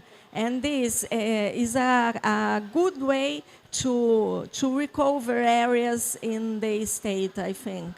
And looking for Tetra Pak, what I can say is that we are working a lot in reverse logistics also in the state. So in the packaging system, you can recover this, and we connect this with the license system also. So the companies cannot get the license in the state if they don't do the reverse logistics. And it's a quite good way to get the companies in this agenda, because 4 years ago we had almost 2,000 companies in this agenda, and now we have more than 7,000 companies working in this agenda. So in my experience as a CEO of the company is that we can connect with the private sector, not only with this command and control, giving multas, tax, but giving some opportunities to the companies. Patricia, this is great because you are, getting into the next question, which is about what are the measures that you use to leverage, right, to incentivize. So on this, let me ask Alexander, from your perspective, you do more the infrastructure for measurement and helping then service providers, but what would be for you the ideal leverage system to get people to be aligned in a system of measuring and reporting? Yeah, a very, very good question. And I agree with what has been said before around measurement, and data is key. If you have not measured both, of course, your own emissions, but then also impact you have, or maybe positive impact you can have through activities that we just heard around reforestation, for example, if you have not measured that, you can, of course, not take informed action, actually manage then your whole carbon footprint or carbon management, if we talk a bit more broadly. So the way that we, of course, work with our customers, I had before this like bathtub example. So both sides, I think, are important. One side is like getting the water out of it, meaning stopping the overflow, helping the ecosystem to be able to absorb more greenhouse gases. So that is on that side, we call this then carbon investments. So that we help customers, of course, to accurately also screen what would be carbon removal options that actually help to remove carbon permanently with the right additionality without leakage. So these kind of criteria to help them to assess high quality investments. At the same time, what we always say is do not try to ignore or you have to also check out the part around inflow of emissions. So if you're only busy, getting the water with a small bucket out of the bathtub, but it still keeps flowing into it, you will be just, pushing the boulder up the hill, but it will roll down when you reach the top again. So we really encourage companies to first look at how can you reduce across your entire value chain the outflow or the inflow, in that sense, in a bathtub example, the inflow of emissions, and then at the same time, of course, looking in how can you help to actively restore the ecosystem. But for both sides, and that's so crucial, measurement really is important. Data and information is crucial. And if you do not get this right, and we see many, many companies, unfortunately, carving out a large part of their footprint or of emissions that they are accountable for, they fail to measure these, they fail to capture these. And if you do that, then of course it's many other efforts might be a bit less fruitful because you will keep filling up this bathtub with more and more emissions. So you have to actually tackle your carbon accounting from kind of like both sides of it. Thank you, Alexander. So, and let's ask then Gilles, from the company perspective, especially given that the value chain is long and complex, but what are the tangible, practical measures that you have put in place? I mean, you were talking about certification, and we know that it doesn't happen overnight to get all your suppliers certified and everything. Give us a sense of the effort and the specific actions that you have put in place to get your suppliers on board, because I think there is a lot to learn for a lot of other companies that are grappling with this problem. Bring in Scope 3, the famous Scope 3. How do we do this in a way that is successful, also economically, from the suppliers, because we don't want to leave anybody behind. So, yeah. So, if again I look at Tetra Pak footprint, let me start by climate. Scope 3 upstream, which basically means the materials we buy, and that's pretty much 99% is linked to the raw materials we buy: paperboard, plastics, aluminium. That part represents now 37% of the total footprint of Tetra Pak. And we have managed to decrease the absolute greenhouse gas footprint of that area, as well as the percentage. So that's on climate, 37%. Now, if I look at the land-related impact, which is a good proxy for the nature/biodiversity impact, this upstream part represents 99.9% of my impact, because it's so wide, so huge in terms of size and volumes, that obviously any activities that we have to do related to nature, biodiversity, will be linked to land. So the way we have pushed that nature and climate agenda combined together with our suppliers is, if I go back in time, I think maybe 10 years ago, it was very much as a supply-buyer relationship. So Tetra Pak was and is strong, so we were in a pretty good position to push them to take actions and reduce. So we were talking to our partners, the Clavin and the Solar Enso, telling you guys need to reduce. Well, that's not the way to work, actually. And we have seen that by changing our collaboration style, moving from a supply-buyer relationship, very vertical, and moving to a new way of working, which is all about collaboration, we have managed to multiply the effect and the impact. So we are actually right now working with the top 20 suppliers we have in our value chain, and those top 20 suppliers represent 92% of our raw materials footprint. So it's quite, in a way, condensed.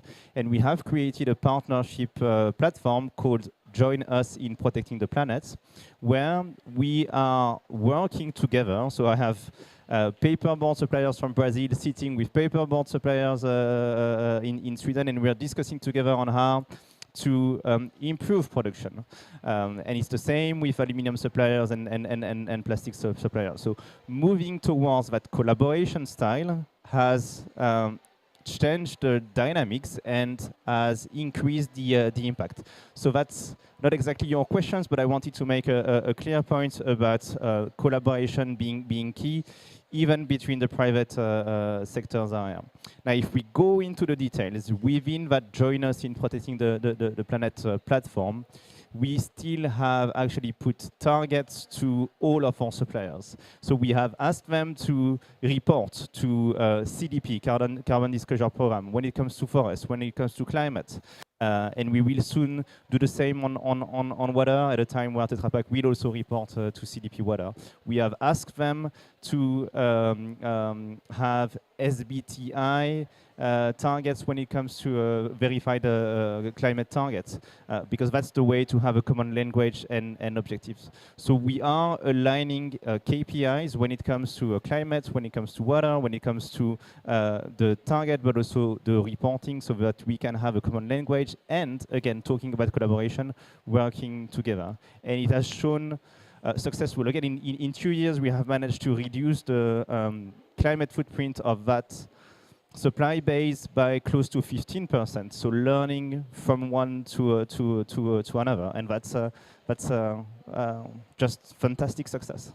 Yeah. No, and you actually stole my thunder, because I had a question about collaboration and coalitions that are very also close to my heart. You know, well, I'm a true believer in coalitions and working together.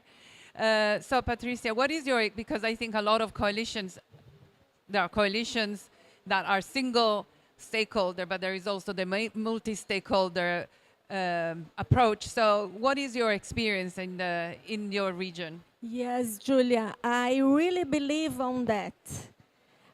In my opinion, this is the way to get the solutions, not only for climate change, but for our agenda in environmental protection.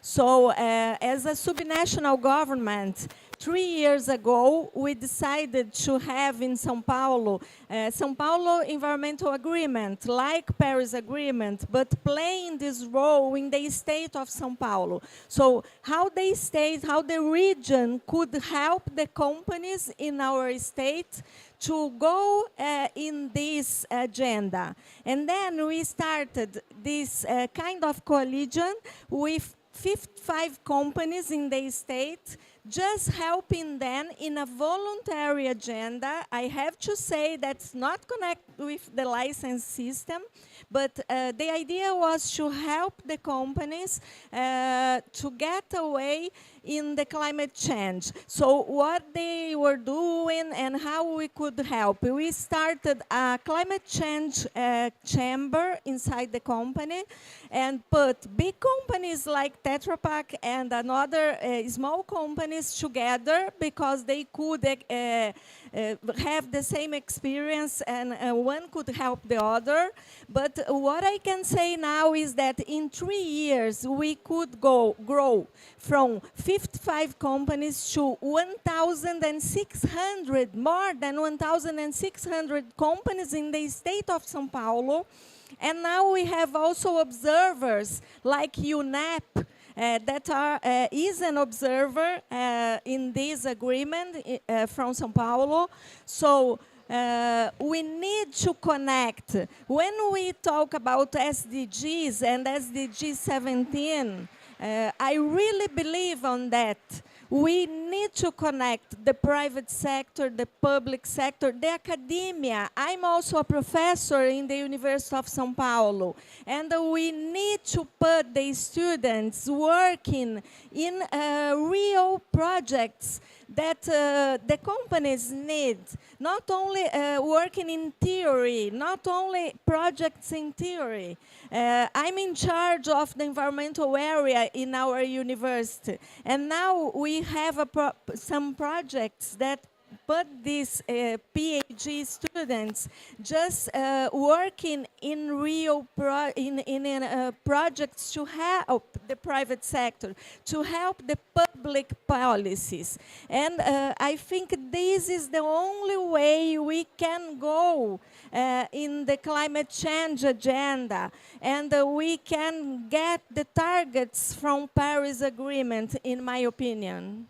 Thank you, Patricia. This is really inspiring because you're talking about, creating a coalition, but you also mentioned youth in the same time. So how do you bring the new generations at the table and be part of the solution, which is so important, and give them an opportunity also to learn?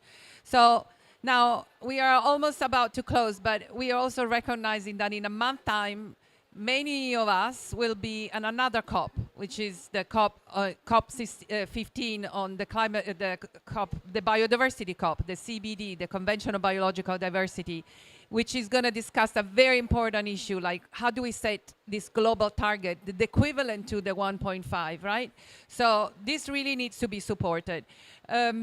What would be your message if you were to put a message in the bottle today to, go all the way to Montreal? Let's start with Alexander. From your perspective of more the science, the measurements, what is, some practical suggestions for the negotiator that will meet in Montreal? Very good question. I think the main theme for me is really that we emphasize the interconnectedness between what we just discussed, the different systems here.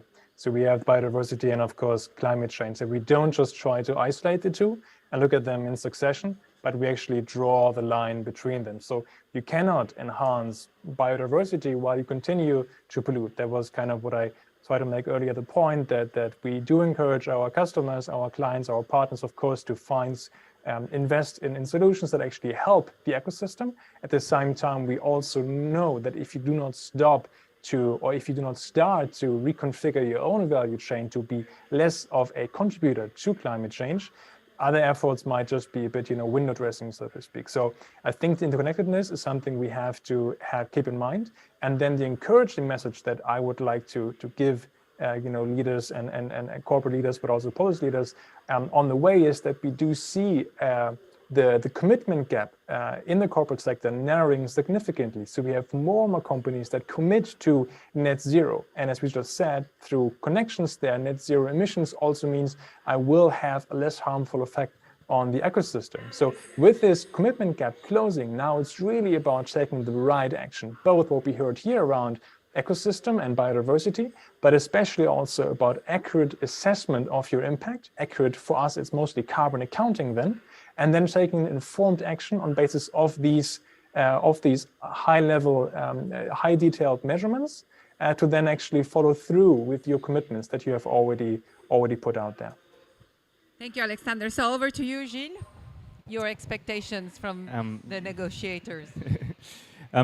I'm conscious of time and I could say a lot, but what I would like to say is that our expectation at Tetra Pak is, and I will think about business, not state level, but we are expecting the negotiators, we are expecting all countries actually to push for mandatory requirements on reporting, on disclosing when it comes to biodiversity impact. And as I've said, it's not easy, there's no one single KPI, but let's look into putting a mandatory disclosing and reporting for all large multinationals. Tetra Pak is a large multinational with a very complex value chains, but we are ready to take our part, and we believe that by moving on with such type of reporting, it will enable to know where we are, know where we want to get, and we've discussed about collaboration, then find the means to halt the biodiversity loss and move towards restoration and a positive movement towards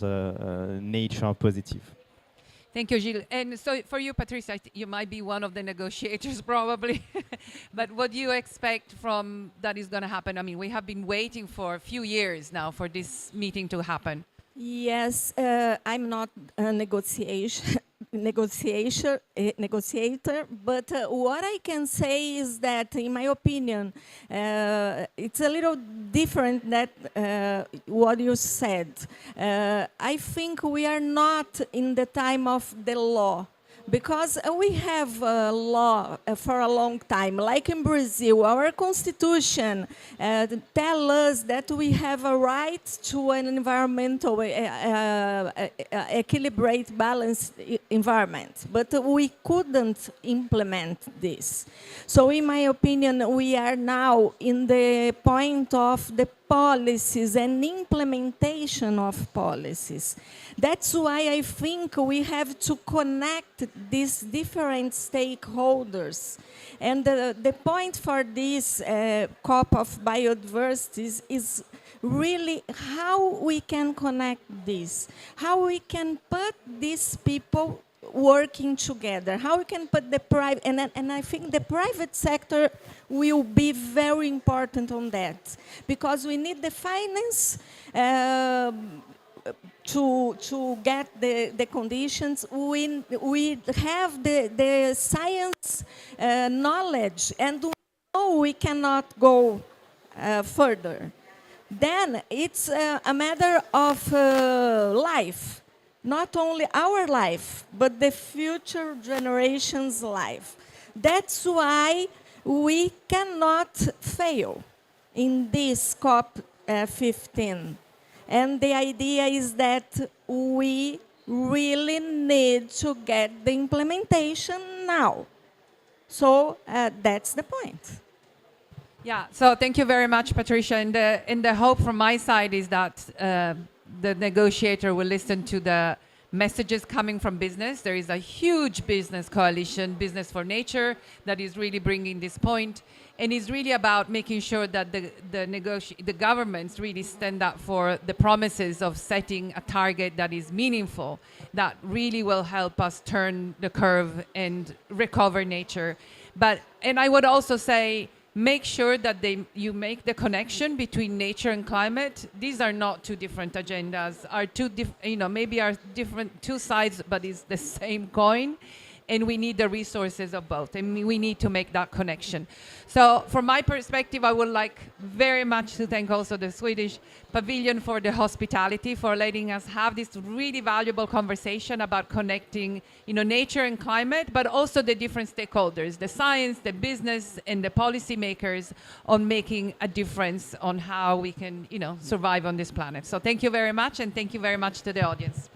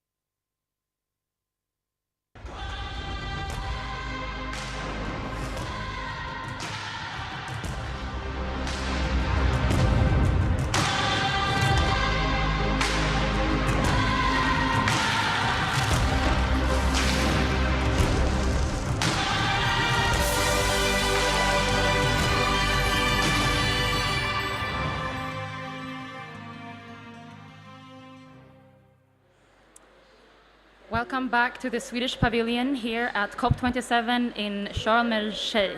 Welcome to every one of you who are sitting here in the Swedish Pavilion, and welcome to everyone who are joining us on live via Business Sweden's web platform and via We Don't Have Time. So here in the Swedish Pavilion, we have gathered some of the most front-running stakeholders from public and private sector, academia, and civil society to showcase and discuss best practice examples in the areas of policy, finance, and innovations needed to accelerate the global green transition and to achieve the targets in the Paris Agreement. Throughout these 2 weeks here in Sharm el-Sheikh, we have broadcasting more than 60 multi-stakeholder events from the Swedish Pavilion on how we are working together to pioneer the possible and how we together can make the green transition the greatest collab in human history. My name is Emma Moder Viking, and I'm Head of Sustainability at Business Sweden, which is the Swedish Trade and Invest Council. It is my absolute pleasure to moderate this session today on why we need new transportation systems and why the world need new transportation systems on the water, on the ground, and in the air. And currently around the world, we have a number of transportation industry sector companies that are really trying to challenge the current state of actions in terms of the difficulties that we're seeing in the transportation systems.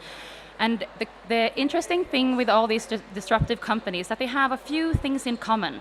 They all are using electrification to create tomorrow's modes of transportation. They all have an international outlook and ambition to build new and clean and green sustainable systems right here and right now. And they also tend to originate from Sweden. And it happens that in this session today, we have a few pioneering companies that will, together with us, discuss the urgency and the opportunities that lies within the importance of decarbonizing the transportation systems, and also the need for innovative solutions bold enough to make a real difference. And it is my pleasure to soon introduce to you some of these innovative solutions and also our distinguished panels. And before doing that, it is my pleasure to introduce to you Sweden's new Minister of Infrastructure and Housing, who is also responsible for innovations and transportation. Please, Minister Andreas Karlsson, welcome to COP27. You are joining us live from our studio in Stockholm. We're honored and delighted to have you with us, where you're going to showcase and give us a little bit of your thoughts and the reasons behind why Sweden has become a home for future transportation. Welcome. Thank you, Emma. Good afternoon, everyone. I wish I could have joined you in Sharm el-Sheikh in person, but I'm glad for the opportunity to participate remotely in this highly important event. We can all agree that climate change is the greatest challenge of our time. Transportation is one of the largest sources of energy-related CO2 emissions globally, contributing 25% of total energy-related CO2 emissions. Major transformations must be made in the transport sector if we are to fulfill our commitments under the Paris Agreement and the Sustainable Development Goals. Sweden has already come a long way, and we are seeing many exciting developments across the sector. So far this year, 52% of new cars sold are rechargeable, and 8% of our non-commercial car fleet consists of rechargeable vehicles. For the first time ever, we are now seeing more electric cars than petrol cars being sold in Sweden.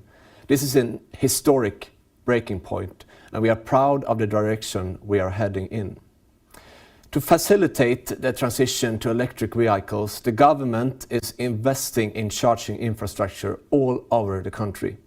Since 2015, the government has granted financial support to over 73,000 private charging points for apartment buildings and companies. But we are not doing this alone. Not at all, actually. Our industry is truly taking the lead when it comes to electrifying the transport sector across all modes of transport. Sweden, as you mentioned, Emma, is home of some true pioneers of decarbonizing transports on land, on water, and in the air. Volvo and Scania have been world-leading vehicle manufacturers for decades and are now being accompanied by Einride on the journey to electrify heavy transports. We are seeing exciting developments in the boat and motorcycle industries with electric boats from X-Shore and Candela and electric motorcycles from Cake. We're also making great progress in aviation with Heart Aerospace aiming to release a fully electric airplane before the end of this decade. Our industry is pushing for change and will play a major role in realizing our ambition to decrease domestic emissions from transport with 70% by 2030. Sweden has a long-standing tradition of collaborations between the public and private sector to tackle major challenges, and the fight against climate change is no different. The Swedish government and industry stand united in the belief that the green transition is not only possible, but also filled with opportunities. This transition is a collective responsibility that requires widespread cooperation on the national and international level.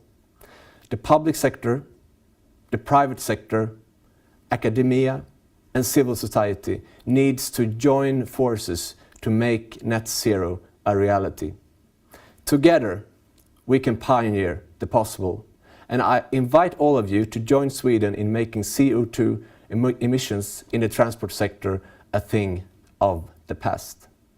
Thank you.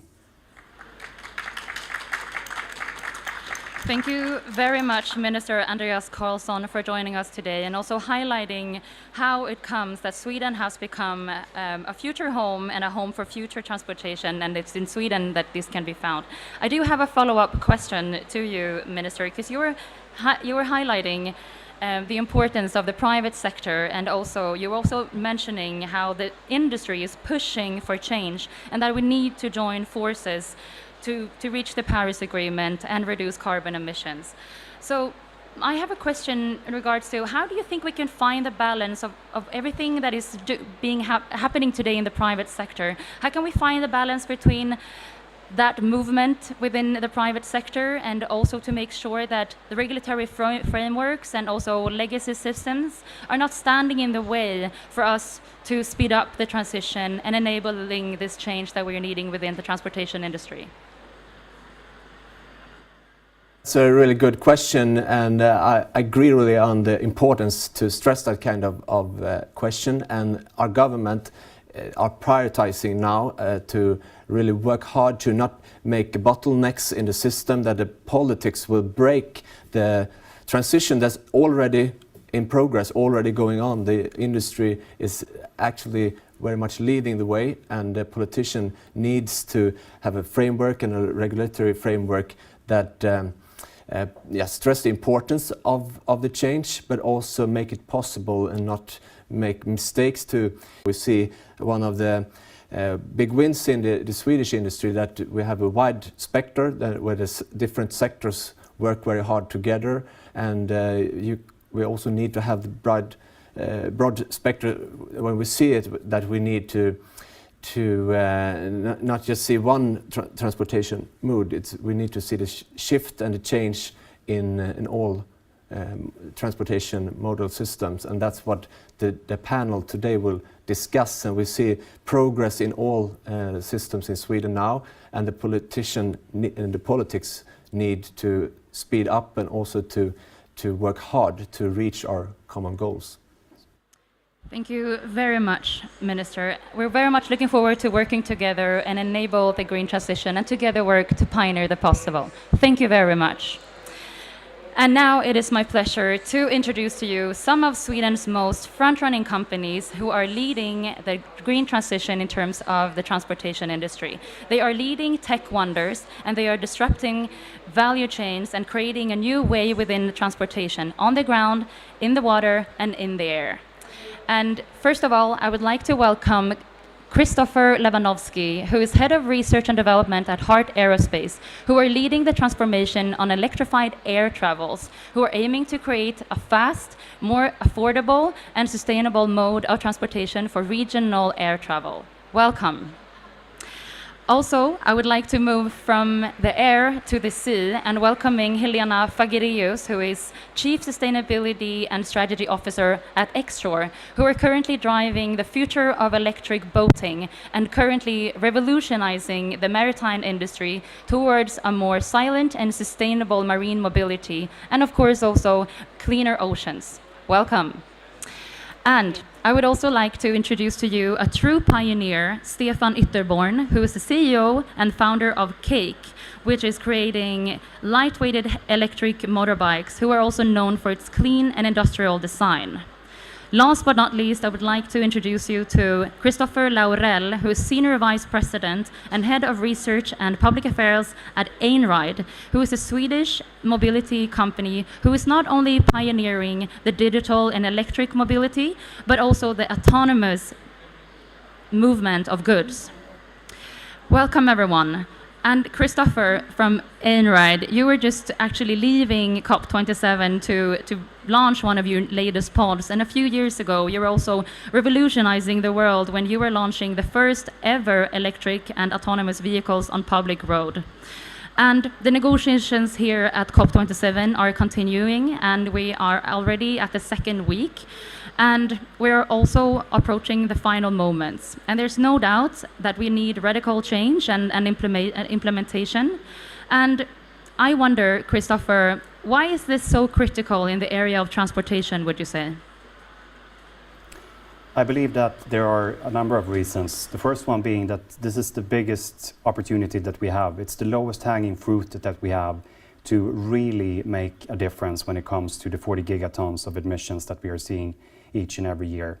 In this panel, we have companies that are truly redefining industry by industry, sector by sector, and if there is something that we are really happy about is the fact that all of our companies have a lot of momentums in the transition that we need to do. And in fact, it's not only a matter of a transition, it's a matter of actually redefining a lot of the systems that we have when it comes to mobility and also transport. So I think I speak for all of us when I'm saying that the future technologies that we need to really have an impact, they are not future technologies at all. They are already here today. And I think that message should be crystal clear coming out from every actor that is working with new technology, especially in the political discussions, because if we can provide the solutions that we need to truly get implementation done, which is the focus of COP27, I think we can make a lot of change happen really, really quickly. Thank you, Christopher. I would like to hand over to your fellow pioneer at Heart Aerospace. Please, Christopher. For the aviation sector, we really see that we need some change. 3% of the global CO2 emissions are from aviation today, but that's going to grow exponentially as other sectors are decarbonizing. But also for another reason, that the demand is actually increasing to fly. Only 20% of the world's population has ever been on an airplane today. And we cannot and should not prevent the people that haven't flown to have the same opportunities of communication, cultural exchange as we have had. So we need to take into account this increase in demand and not try to break the demand, but rather provide sustainable solutions for flying. Thank you. And it's not the first time that the four of you are sharing the same stage. Just an event a few months ago, you were discussing how you were coping the different uncertainty that we're seeing in the world, where we have been facing several global challenges in terms of course, the pandemic, the current geopolitical crisis, the war in Ukraine, and not least also the the energy crisis. And this clearly doesn't make it easy for you to navigate and predict the forecast. And I would like to hand over to you, Helena. How are you being impacted by this in terms of your outlook and predictions, and how are you tackling this uncertainty? I think if anything, this helps to speed up the transition. I think everyone has realized that we have to make sure that we, have access to energy and clean energy to a larger extent. I mean, both with all the challenges that you mentioned, but I think also that the effects of climate change is starting to become very apparent to everyone. So I think, the sort of the need to change and the insight of that, I think, has never been greater. And while, of course, some of the challenges at the moment may make people less, more reluctant to changing, I think that the tipping point is sort of already reached. We're beyond that, and now it's about making sure that we create the whole ecosystem around it to make it sort of the new solution. Thank you, Helena. Stefan, how are you at CCAC handling and tackling the current crisis and the uncertainty? I think that there are a number of perspectives here. From a geopolitical, perspective, for instance, we need to move certain, geographies in terms of where we manufacture to create a higher level of independence and just, from a running business perspective. But I think when it comes to transition and electrification, that's just a tiny part of the actual challenge. And transportation, of course, is a crucial aspect, and it does contribute a lot to what needs to be changed. But again, I think that we're in business to inspire the market towards zero emission by, sharing the perspectives of relevancy and excitement and that together with responsibility, because there's a common obligation amongst us, whether we're consumers or organizations or whatever it might be, to fight what is most crucial here, which is the pace of consumption. My take on this is that we try and fight, the attitude of buying too many things too often, short life cycles, by extending life cycles, by extending the ability to use the same vehicle for a longer time. So it's a perfect combination, I would say, being able to support the transition in general, but also inspiring towards a mind shift, which is basically supporting the perspective and fighting short life cycles and promote the longer life cycles, because that needs to happen in conjunction with the electrification. Side note a bit, but I think it's very important to bring into the discussion. Indeed, that's indeed very important to address into this discussion. And another thing that I'm really curious about is to understand the fact that we are currently at the UN Climate Conference in Sharm el-Sheikh, COP27, and when it comes to your respective modes of transportation, on the ground, in the air, and in the water, how much can your individual solutions and systems actually reduce emissions? And can I start with you, Christopher at Einride? I think there are two ways of approaching this issue. If we start with how the current transportation system looks like, we have a fill rate average of 50%. What that is essentially telling us is that if we can increase the fill rates up to 100%, we can double the productivity in the current system. And that would mean that we could get a lot of trucks from the roads, but simultaneously being able to deliver on the demand that we are seeing on the markets. But if we simultaneously use the best technology that we have in store and on offer here and now, direct electrification, and we turn diesel-based fleets of tens of thousands of vehicles into electric transport instead, we can have reductions of over 90%. So by combining a more efficient system with electrification, we again can make true change to the 40 gigatons of emissions that we have each and every year. So from this perspective, it's not only from an environmental approach that we need to make a lot of changes, but business-wise, things doesn't make sense anymore in this sector. So using the best technology that we have in order to solve a lot of problems, first and foremost the challenge of the planet, but also contributing with true business value. We believe that that is the way of really getting the acceleration and the momentum in this shift that we need. Thank you. It does not only mean climate benefits, obviously, but also it makes business sense. I would like to hand over to Christopher at Heart Aerospace. How much does actually your new innovations in terms of electrifying the air travels, what does that actually mean for us to reduce the carbon emissions from air travels? Yeah, so global emissions from aviation right now is about 1 gigaton. And it's projected to be 3 gigatons by 2050. And if we don't do anything about it, then we're going to reach these 3 gigatons. And a third of that is from traveling under 1,500 kilometers. What's usually referred to as regional or local traveling. And 6% of those 3 gigatons are from trips under 500 kilometers. So we will do something for the long haul things, but we will also catch the sort of low-hanging fruits of getting the shortest routes fossil-free, and doing that by 2028, and then building on that technology to sort of take parts of the other emissions as well.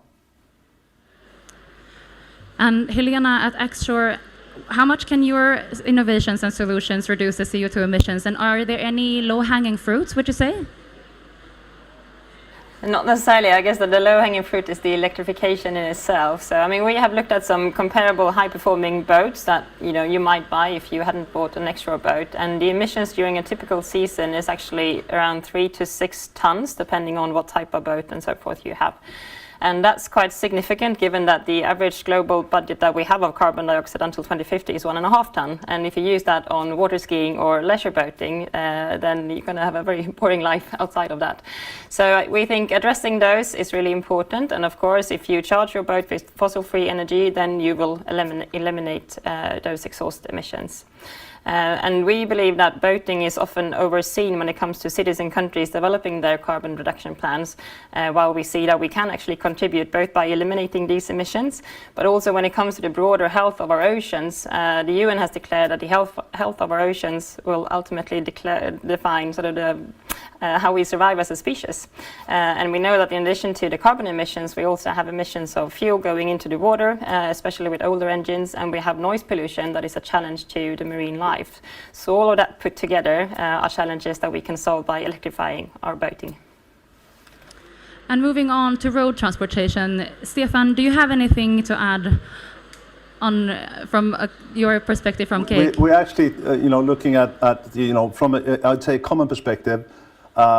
To a large extent, I think that the distance aspect of things is important here, speaking about low-hanging fruit, because again, looking at what we're doing, it's all about changing the infrastructure within the urban kind of landscape.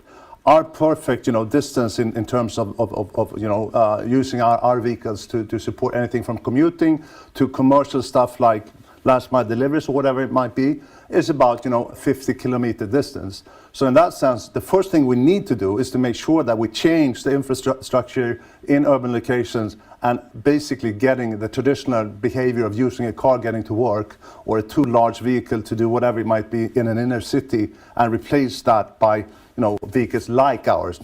There's going to be tons of competition, of course. I'm not speaking about CCAC in an isolated way. And I think that that's the same perspective potentially with what you're saying with hard aerospace. Let's make sure to be, I'd say, meaningful in what you actually offer the market, because those short distances is, the first thing we should change and must change, with a common kind of perspective, whether it be us, organizations, companies, and the industry, together with lawmaking and regulation. So it's just around the corner, and it's actually happening. So I think that we're in a good, fast pace changing that, and it's definitely the low-hanging fruit the way I see it. Yeah, and just to add. And some of you have already touched upon it, and you just mentioned it. We want to see direct flights instead of going through major hubs, flying longer than you really have to. But if we should be able to do that and do that profitably, let's face it, nobody's going to buy our solutions if it's not commercially feasible, especially if it's business to business. Doing that profitably is possible with electrification. Flying directly is possible with electrification, and skipping out of these long travels through hubs. And humbly, I just want to say, speaking about IRAD here, they with the ability of actually loading these vehicles with much larger battery capacity, they might be in a different zone. And many of you have already touched upon the importance of collaboration, and also both you and the minister also address the fact that within the ecosystems that we have in Sweden, that innovation and collaboration is really the key. And would you say that this is the reason why also Sweden has become the second to Silicon Valley in terms of producing the most unicorns in the world? And also, yeah, would you say that there's any other factors involved? Can I hand over to you, Helena? You're pointing at is really important, and working together with the companies around this table and others, I think gives me personally a lot of energy, and helps me and help Exshore drive forward with our purpose. Both, I think, from just having that joint flow to concrete initiatives and experience exchange, and that's super important. I think in addition to that, there's been a bit of a shift in recent years where perhaps when I left university, the big companies, the big consultancy agencies, etc., was what you wanted to go to if you were a high, top student. I think nowadays, going into climate tech, entrepreneurship, that's like what's cool. So I think also the talent flow towards these kind of companies is quite big in Sweden at the moment, and I think that helps as well. Indeed. And Christopher at Enrail, would you like to add on to that? Well, I think what we are seeing now is the result of a lot of brave Swedes that went to Silicon Valley 10, 15 years ago and learned how to build companies that can really scale at speed. And what we have done with that secret sauce, all the companies that we have in this panel, is to use it for good, use technology for good, scale technology for good. And adding the Swedish way of collaborating with one another and seeing partnerships as something very natural to do at an early point in time too, in the way in which these companies are progressing. I think that's one of the reasons for why we are going to see a lot of the Swedish impact tech companies that we have, also beyond the specific sector of transport, really having a huge impact on the way in which sectors of the economy work on a global level. So I think there are very good reasons to be proud of what we bring, not only to our home market, but also what we bring to the world. And besides collaboration, we often also say that innovation and sustainability is part of Sweden's DNA. And based on Sweden's approach to both innovation and entrepreneurship, how can the rest of the world learn from you, would you say? I would like to hand over to Christopher at Heart Aerospace. I want to say that the Swedish system is really good at funding research projects, getting a lot of interesting technologies developed by universities, research institute, and also industries. But I think we could actually learn from other parts of the world as well when it comes to getting those good ideas to the market, bridging the gap of death where good research goes to die. I think we can learn from other countries there, because it's a very capital intense period in a company. So yeah, I want to see us learning as well. Wonderful. And can I move over to Stefan at Cake? What are your take on this? I think in common in Sweden, we're very purpose-oriented, and that's a long story to why we are. But I think that is one common denominator in Sweden. And I also think that action and doing is something that we all share. It might be, I'm getting old, so I wouldn't, associate to any other generation. But I think that there's a time now where Swedes have established a way of actually taking action and just moving on. And that in combination with purpose actually enhances what I think is important here, because very seldom we see other initiatives being able to actually merge the aspect of commercial and environmental sustainability for profitable businesses, because it's all about developing amazing companies while being purposeful and respectful towards Mother Nature. And I think that we have an amazing opportunity to continue sharing those perspectives, values, and initiatives.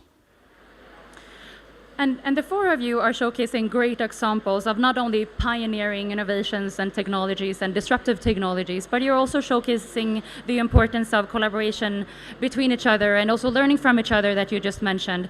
And can you see any potential for similar partnerships elsewhere? I mean, in terms of other stakeholders in other ecosystems as well, besides the transportation ecosystem? And I hand over to you, Helena.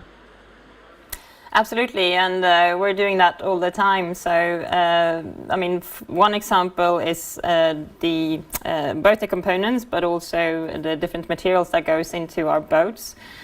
So one of the biggest parts of the boat emissions or footprint that we have is the composite. And there, for example, we are working with a company that is now developing an innovative material that is bio-based that could then replace sort of carbon fibers and glass fibers, etc. So that's one aspect in terms of things that both, what that the boat consists of, and also what drives the performance of the boat.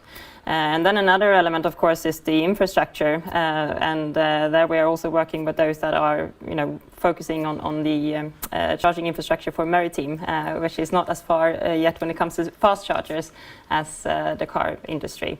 So I would say that almost every bit of the ecosystem is beneficial and stronger together. Partnership is the new leadership. Christopher at Einride, what other opportunities do you see within other ecosystems? Well, from our perspective, transport and mobility is what keeps our different countries together.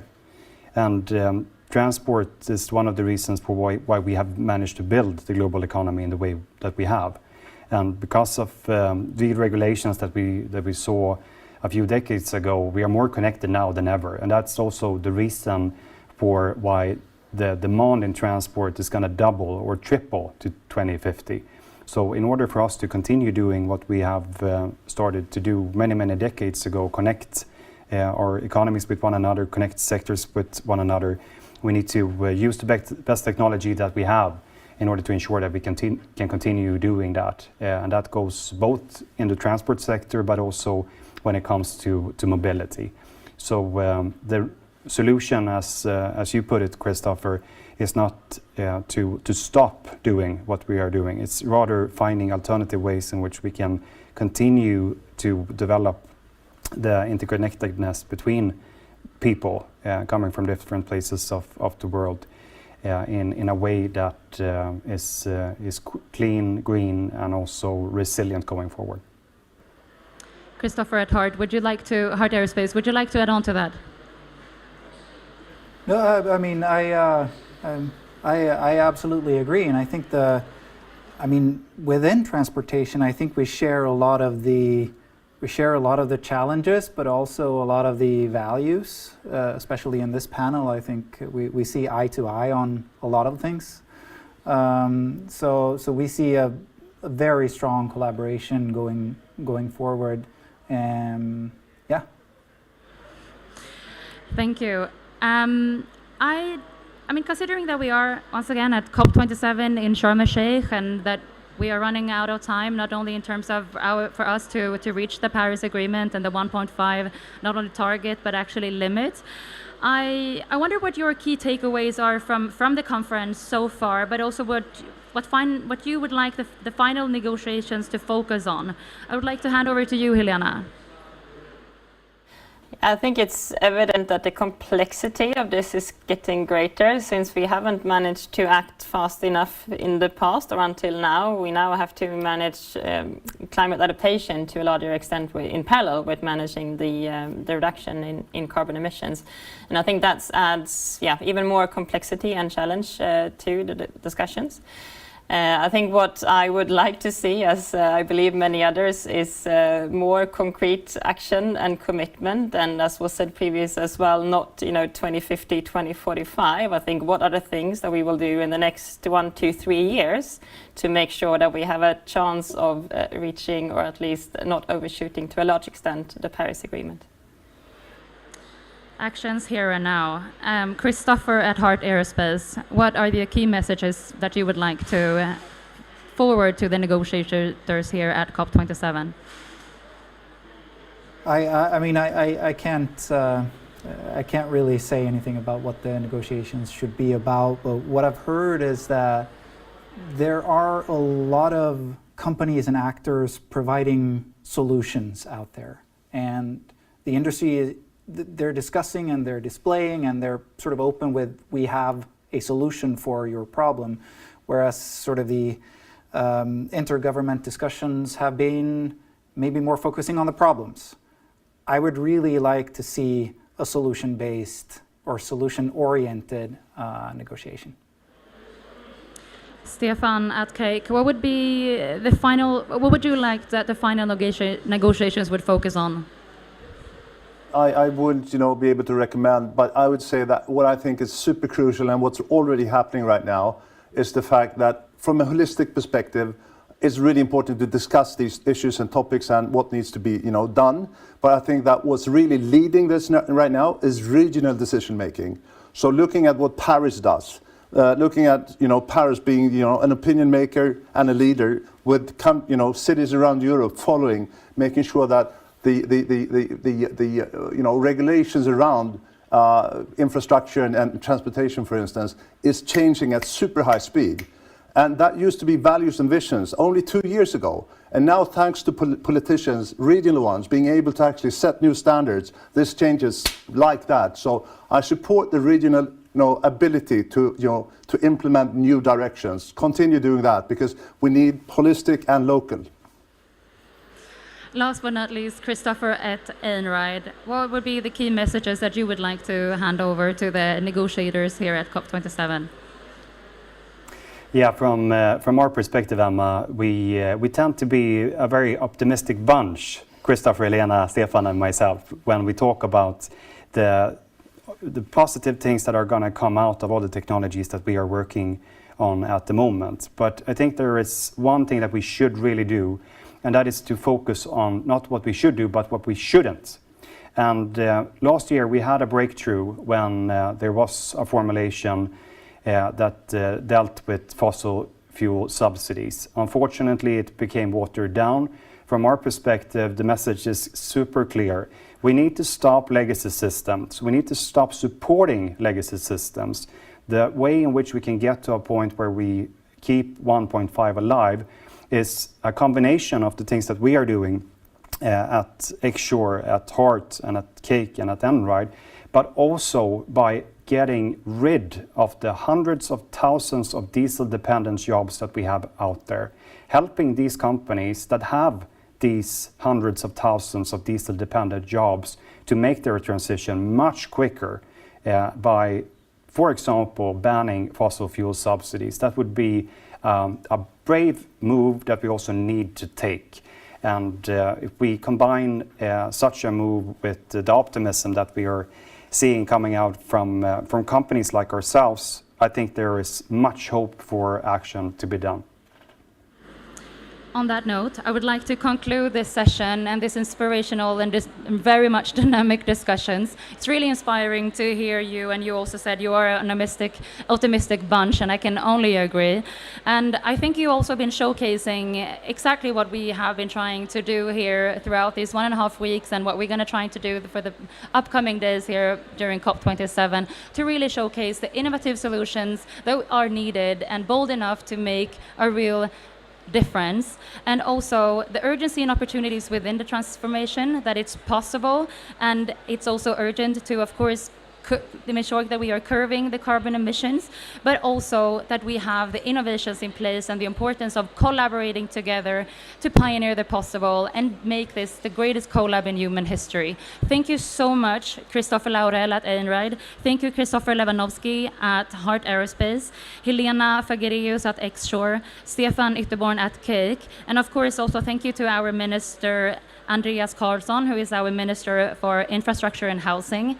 Thank you so much for participating today online, and every one of you participating here and joining the sessions in the Swedish Pavilion. If you're interested in learning more about the innovative solutions that we have in place and what we have to offer to other countries in terms of accelerating the green transition, please visit us here in the blue zone at COP27 and also on our webpage. Looking forward to work together to collaborate and make this green transition the greatest collab in human history. Thank you.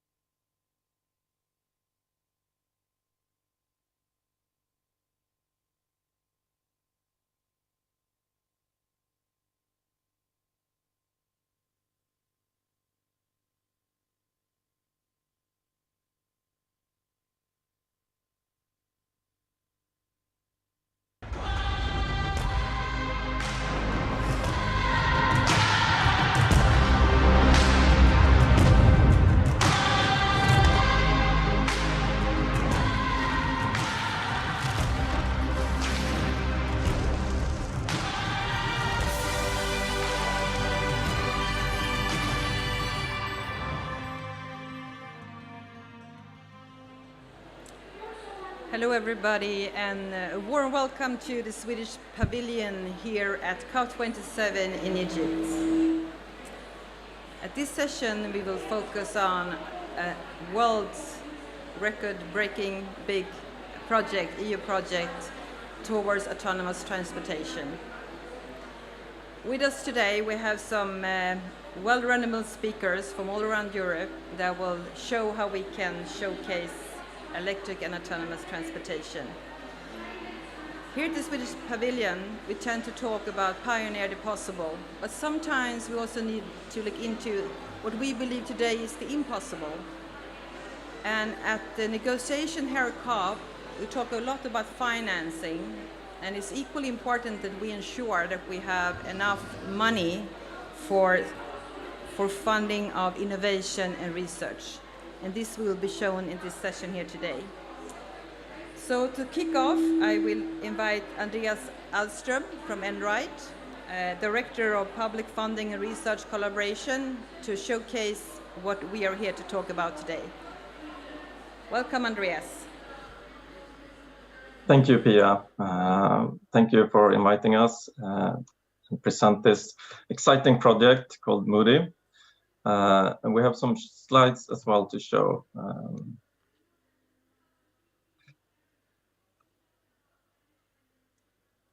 Can you see the slides now? Yes, you can see them, Andreas.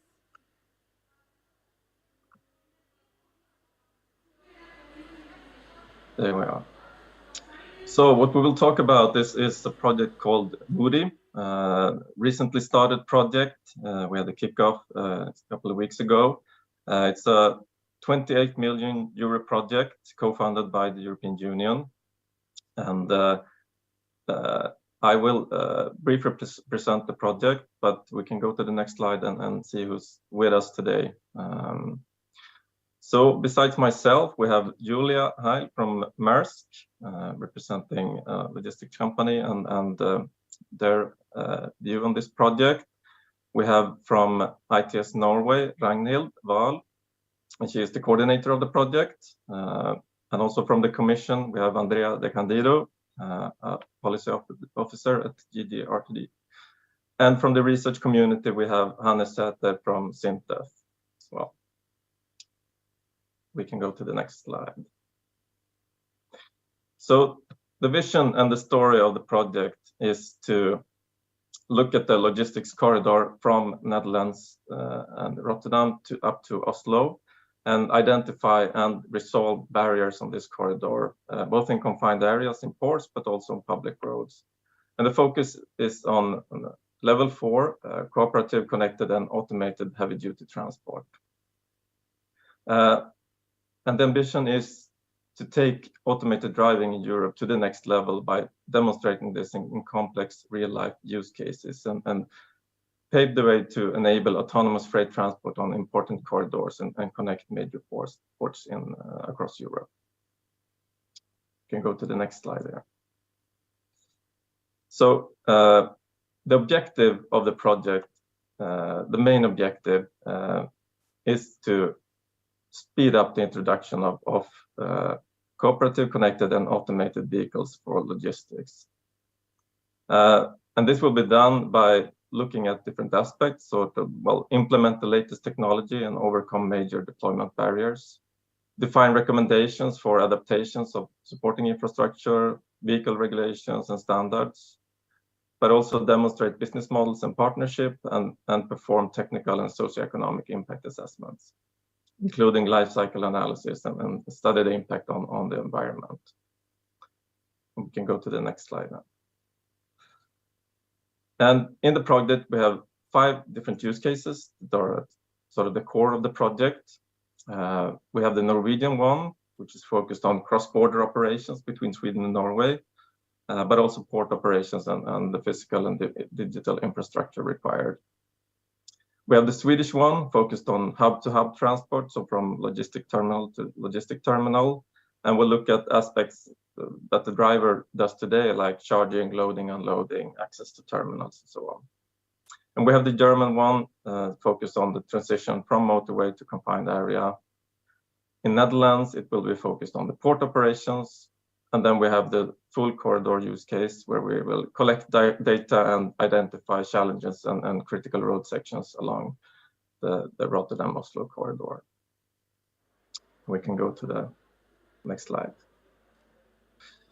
And this will be done by 29 project partners from different sectors. We have vehicle providers, public sector, technology providers, logistics companies, ports, and of course, research partners. So these partners will collaborate and co-create and bridge the gap between research and development and market-ready solutions. Yes, that was a very brief introduction to the project. So the purpose now is to discuss and the expectations and the motivation for the project. So I'll leave the word to you, Pia. Thank you very much, Andreas, for that presentation of that sort of common European project. This project is led by colleagues in Norway. So I would like to invite Ragnhild Wahl, from Director of Research and Innovation at ITS Norway. Please, Ragnhild, introduce ITS Norway's role in this and what you're trying to achieve in this project, please. Thank you. Do you hear me? Yes, we can hear Okay. you. Do you have sound? Yeah, thanks. Yes, as Andreas was saying in the introduction, ITS Norway is a member association within Intelligent Transport Systems. We have more than 18 members representing the whole transport sector, and we are a neutral player making an arena of collaboration between public and private organizations along the whole value chain. And that is an important starting point for us as a coordinator of this project. And our main ambition is to lowering the barriers for scaling automated transport. We have been working for paving the way for such transport for many years, and we experienced a huge number of pilots around the world. But we also experienced that there are challenges going beyond pilots, from pilots to industrialization. And that is a main role for us as a member association, is to make the industrialization come true, make business. And for this to happen, there are still many barriers to be broken, both regarding technology and regulation. And MODI will take a big leap toward this. The cool thing is that MODI paves the way for automated driving, both in confined areas, but also in combination with driving on public roads, which we believe in turn open for easier modal shift in the future. And we strongly believe that collaboration among all the players will be important in a project like MODI, and we are very honored to having a central role in coordinating this skilled team of enthusiastic organizations. Thank you, Ragnhild, for that introduction as well. And as Andreas explained, this is a joint project between academia, industry, and public sector. So let's hear from the research society here. And I have with me Hanne Sæther from Sintef. And Hanne, feel free to introduce your part of the project and how you're going to contribute in your expectations. Yes, thank you, Pia, and thank you for having me here. So I represent the Sintef. Our vision as a research organization is technology for a better society. And MODI illustrates this in a very good way. Being a large-scale demonstrator, trying to resolve some very complex societal challenges, making the transport system more sustainable than it is today. And this will require new technology. But to unleash this huge potential which the new technology has, we need more applied research. We need to work together, as stated by the previous speaker here. We need the industry and the public sector to work together, and often across sectors, which previously has been more segregated than they are today. We also need more interdisciplinary research and collaboration. Engineers, computer science, as well as social science and humanities perspectives are needed to resolve these very complex societal challenges that we are facing today. And it's not just the technology that we need insight into. We also need human action. We need humans to change behavior. So it will not be enough to just switch out the old technologies with the new ones. We need to see some behavioral adaptations. So this all requires some more insight and more work on the societal readiness. We need the users to accept the technology. We need new business models, scaling, as Ragnhild said, of the pilots that are going on today. We need businesses and, of course, the public sector as well to start applying strategies with budgets that match the ambition. We also need new regulations, new legal adjustments.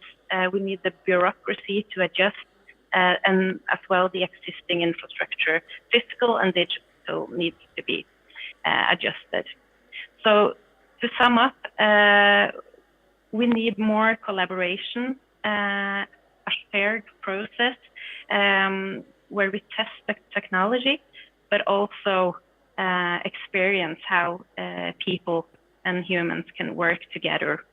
And this human action is also something which will live beyond the project. So this is, we hope to see the largest changes actually after the project is done, when the partners are applying the lessons learned from the project in their businesses and their everyday operation.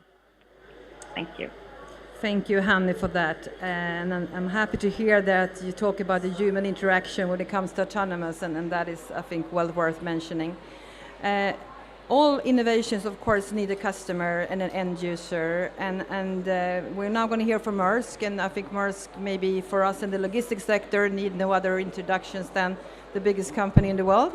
So Julia Hale, Head of Logistics and Service of Decarbonization, warm welcome to us here in Egypt. And please let us know the expectation for Maersk and why you choose to join this kind of innovative project. Yeah, thank you. And also thank you very much for the invitation to join the session today. We at Maersk, I think, probably more known as a shipping company. We also have quite an extensive business also on land, mainly heavy duty trucking. So that is a space which has not seen lots of innovation in the last years, but we see more and more pressure coming from digitization and solutions, and of course also from the decarbonization technologies. And it's extremely exciting times for us. We want to be at the forefront, specifically when it comes to decarbonization, but we also believe that autonomous has very interesting value for our operations and futures. So there's one aspect, of course, is related to safety, work environment in future of our colleagues in the front line.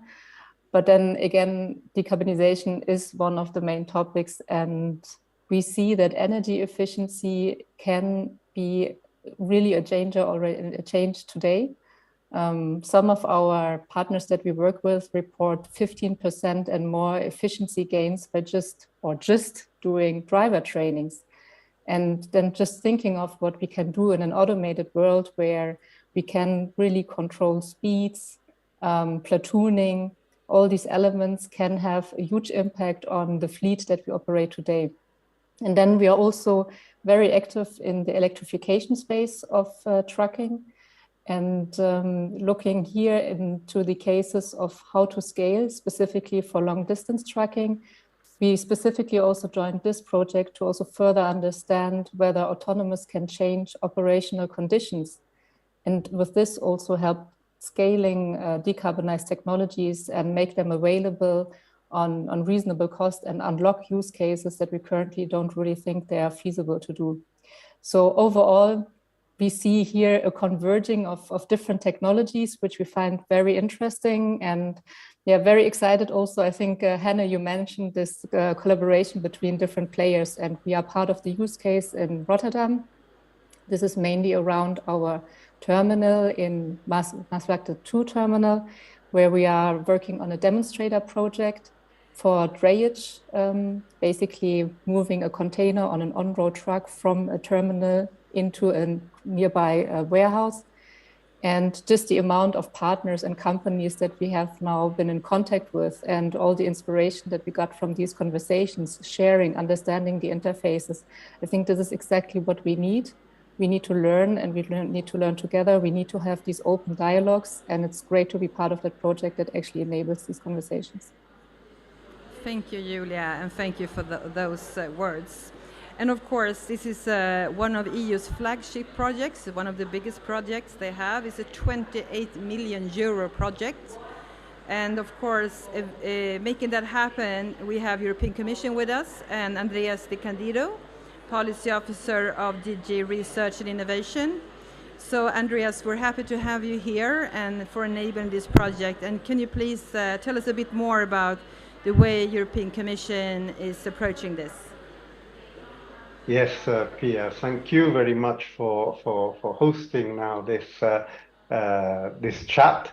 And I can confirm that from the side of the European Commission, this is indeed one of the flagship projects that we are financing and now looking at very closely. Modi is actually addressing two of the biggest current policy priorities for the Commission that are also very relevant in the frame of this COP27. Because the first one is the Green Deal. So really moving towards climate neutrality by 2050, and with the Fit for 55 policy objectives, which are the reduction of greenhouse gas emissions by 55% by 2030. The second policy objective that Modi is touching upon is ensuring that Europe will be fit for the digital age. This means, in concrete terms, making sure that in Europe we are fully exploiting all the opportunities that are offered by the very fast-paced developments in the IT dimension.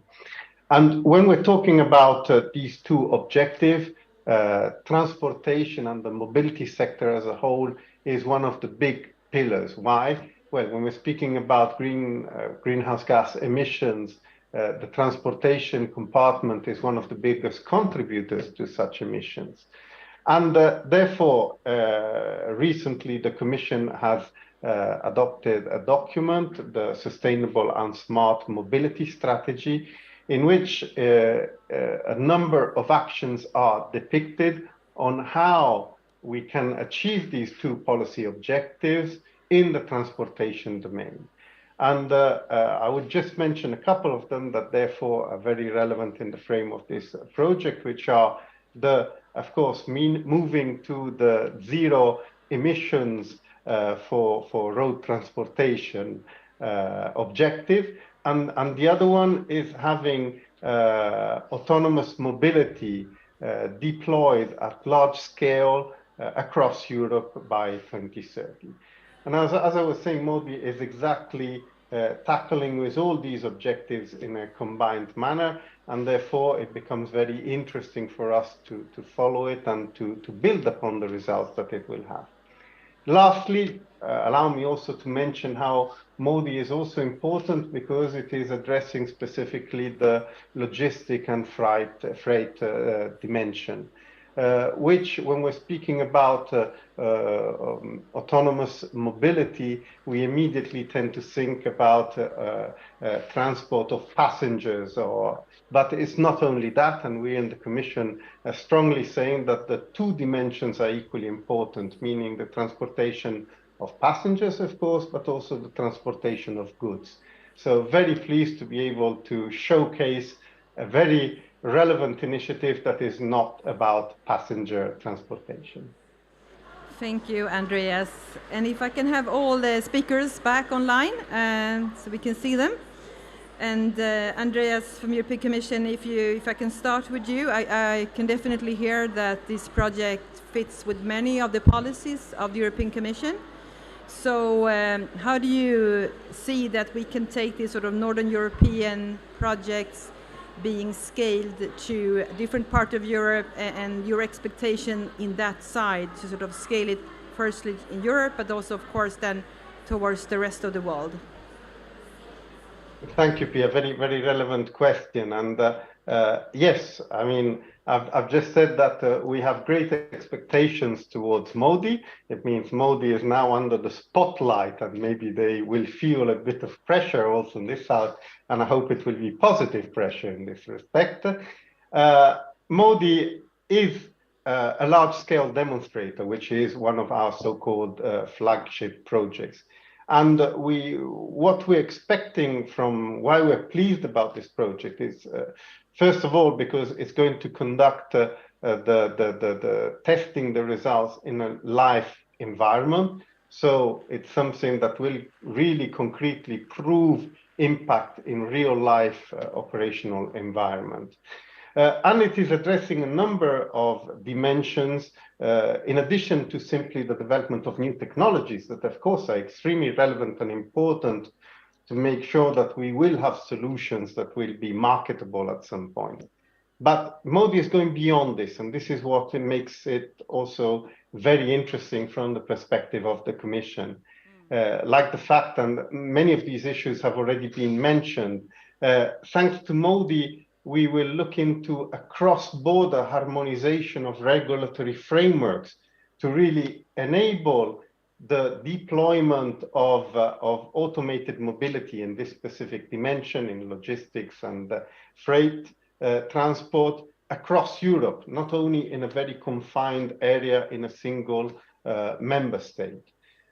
Modi will be then demonstrating the business case for moving towards automation in the logistic and freight services. This is important because, yes, we can all think it's going to be good, it's going to bring an added value, but how can we demonstrate it? We need concrete examples really to say what kind of economic added value will this move towards, will this transition towards autonomous mobility bring to society at large? And Modi will be contributing to this assessment.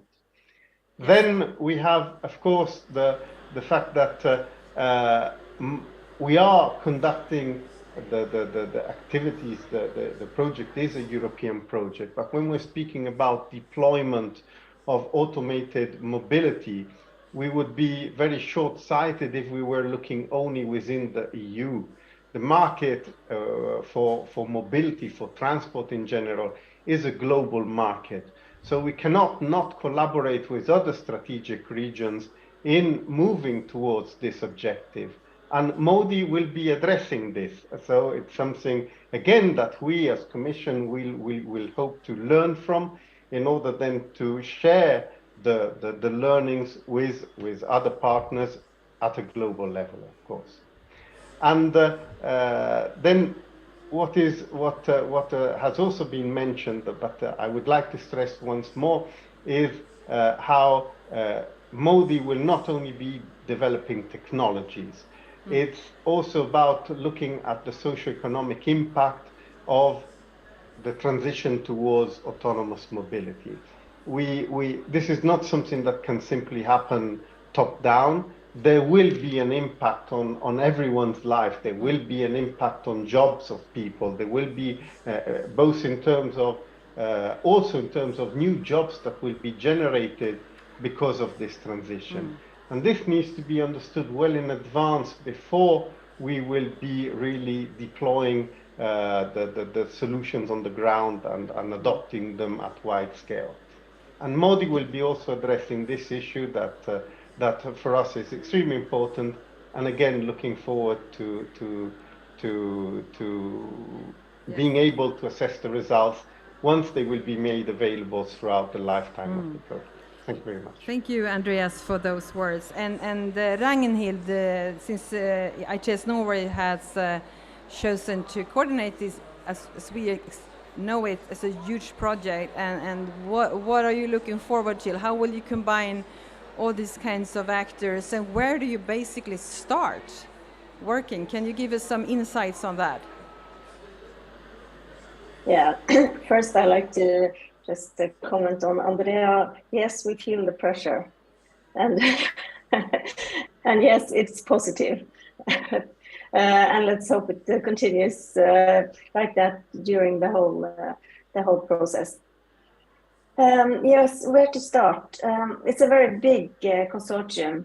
As Andreas said, we are 29 partners, but we also have 5 associated partners, or connected to the project. So there's a lot amount of actors. They share a common goal, but they're also competitors, and that's everybody joins this consortium with the ambition of not compete in the project. We will work together where it's necessary, and then we will compete when we have to. But and of course, regarding the vehicles and that the technology in the vehicles, of course there are business concerns to be taken.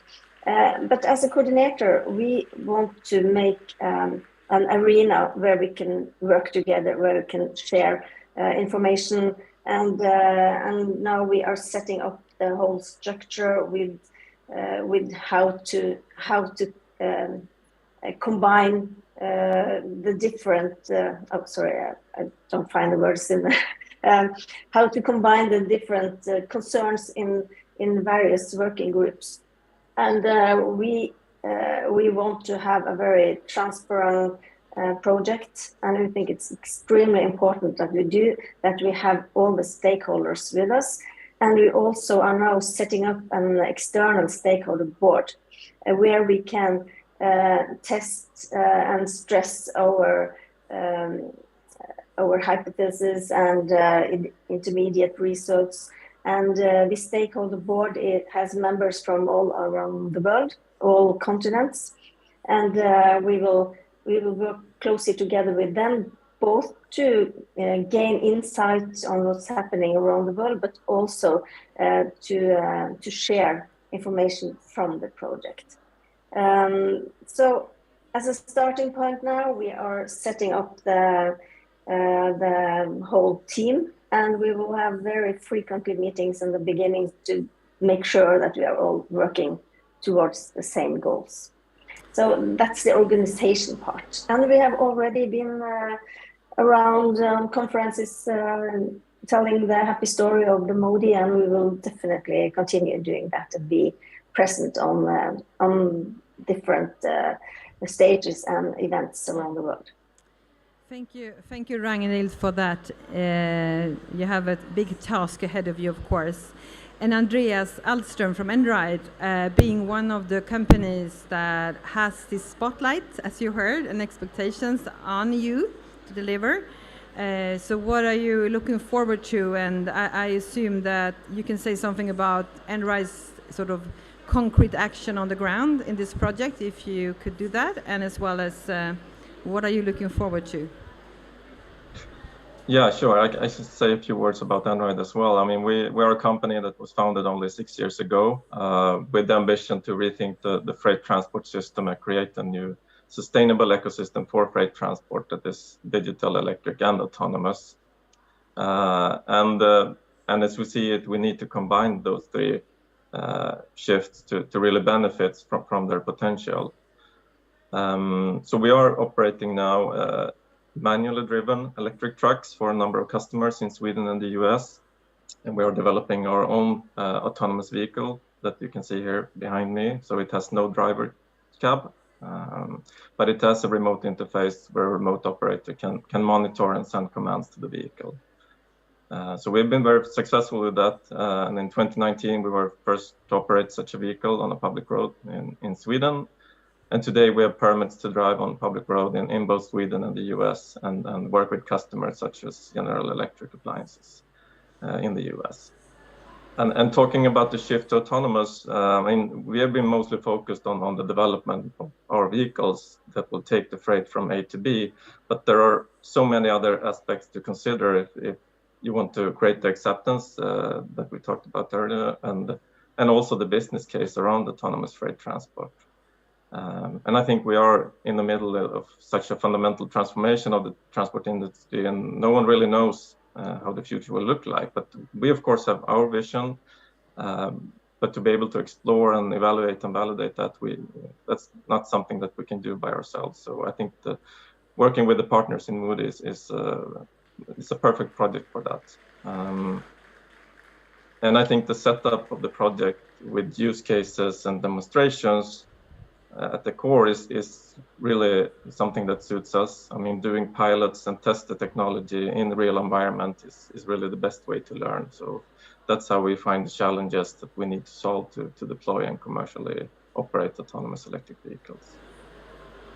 And you mentioned expectations, and I would say that, I mean, of course, the expectation is to get more autonomous electric vehicles on the road, but we are very humble about this, and we know that we have a lot to learn, so we're looking forward to do that in this project. Thank you, Andreas. And maybe we can add that when Moody did a press release just recently on this big project, it hit the news quite a lot. Of course, people are now starting to reflect on what it means when you will drive on the motorway and you will see trucks without a cabin, without a driver. And I think that kind of sort of interaction. So if I come to you, Hanne, it seemed like you will also be following different aspects of this sort of, not just the technology one, also like human factors, safety. Can you say a bit about that, sort of also the not just human interaction, but maybe also human acceptance for this new technology? Yeah. And I think that one strength of the project is actually that we have incorporated the social sciences and humanities very closely to the project. So within the project, we have the so-called co-creation arenas starting up immediately now after the project has had its official start, where we will go more into the barriers, for instance, what needs to be resolved for the technology to be useful to society at a higher level. Not just focusing on how to get the vehicle from A to B, but focus on how can that demonstration of the technology be useful to society at large. And of course, the environmental impact is very important in this regard. And another issue where we will have a lot of effort is into the impact assessment and also the gap analysis, where we will first make recommendations also in terms of where do we see that the missing links are, so to say, where is the technology not ready yet? Where do we see that there needs to be additional development before the technology is mature for being applied in society? And also where do we need to see the society mature? Is it the regulations which is the biggest issue, or is it the standardization? Is it that the users aren't ready? Is it maybe it has to do with the budgets, or yeah, what are the biggest barriers towards being able to make this technology being useful to society at large?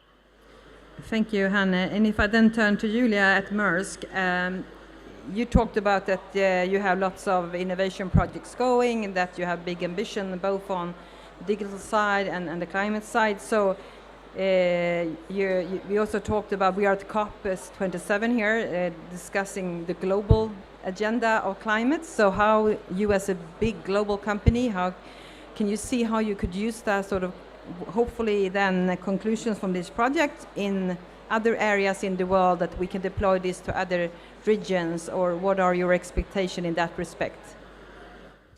Yeah, absolutely. I think specifically from a technology perspective, we also do hope that we gain learnings that we can deploy in other areas as well.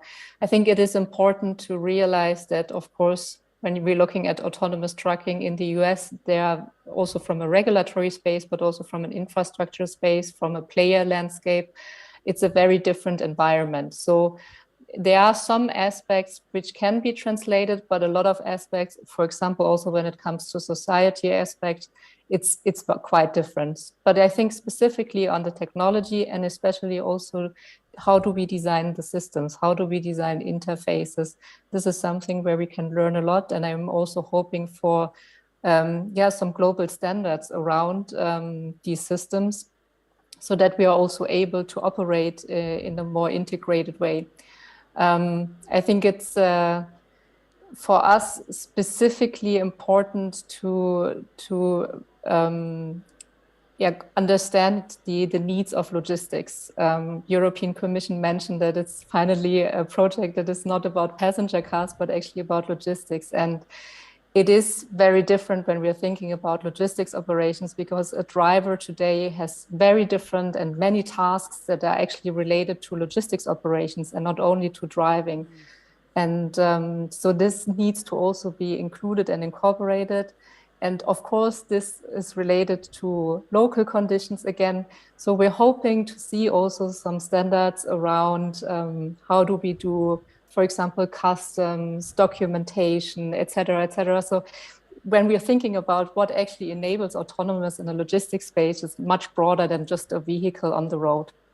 And I think this is exactly where we're starting now to learn, and hoping that we can also bring these discussions into other areas in the world as well. Thank you so much, Julia. And unfortunately, we're running out of time. I would like to thank everybody. And of course, this is a huge project. We will happily come back to any COP sessions on our outcomes of this project. And I think, as was explained by the Commission, it fits very well with the European Commission agenda. We can see we can scale it globally. So this is definitely an example how we can pioneer what is today possible and what is in the future possible. So I would like to thank all the speakers with a big hand. And let's see how this will be progress in the future. Thank you. Thank you.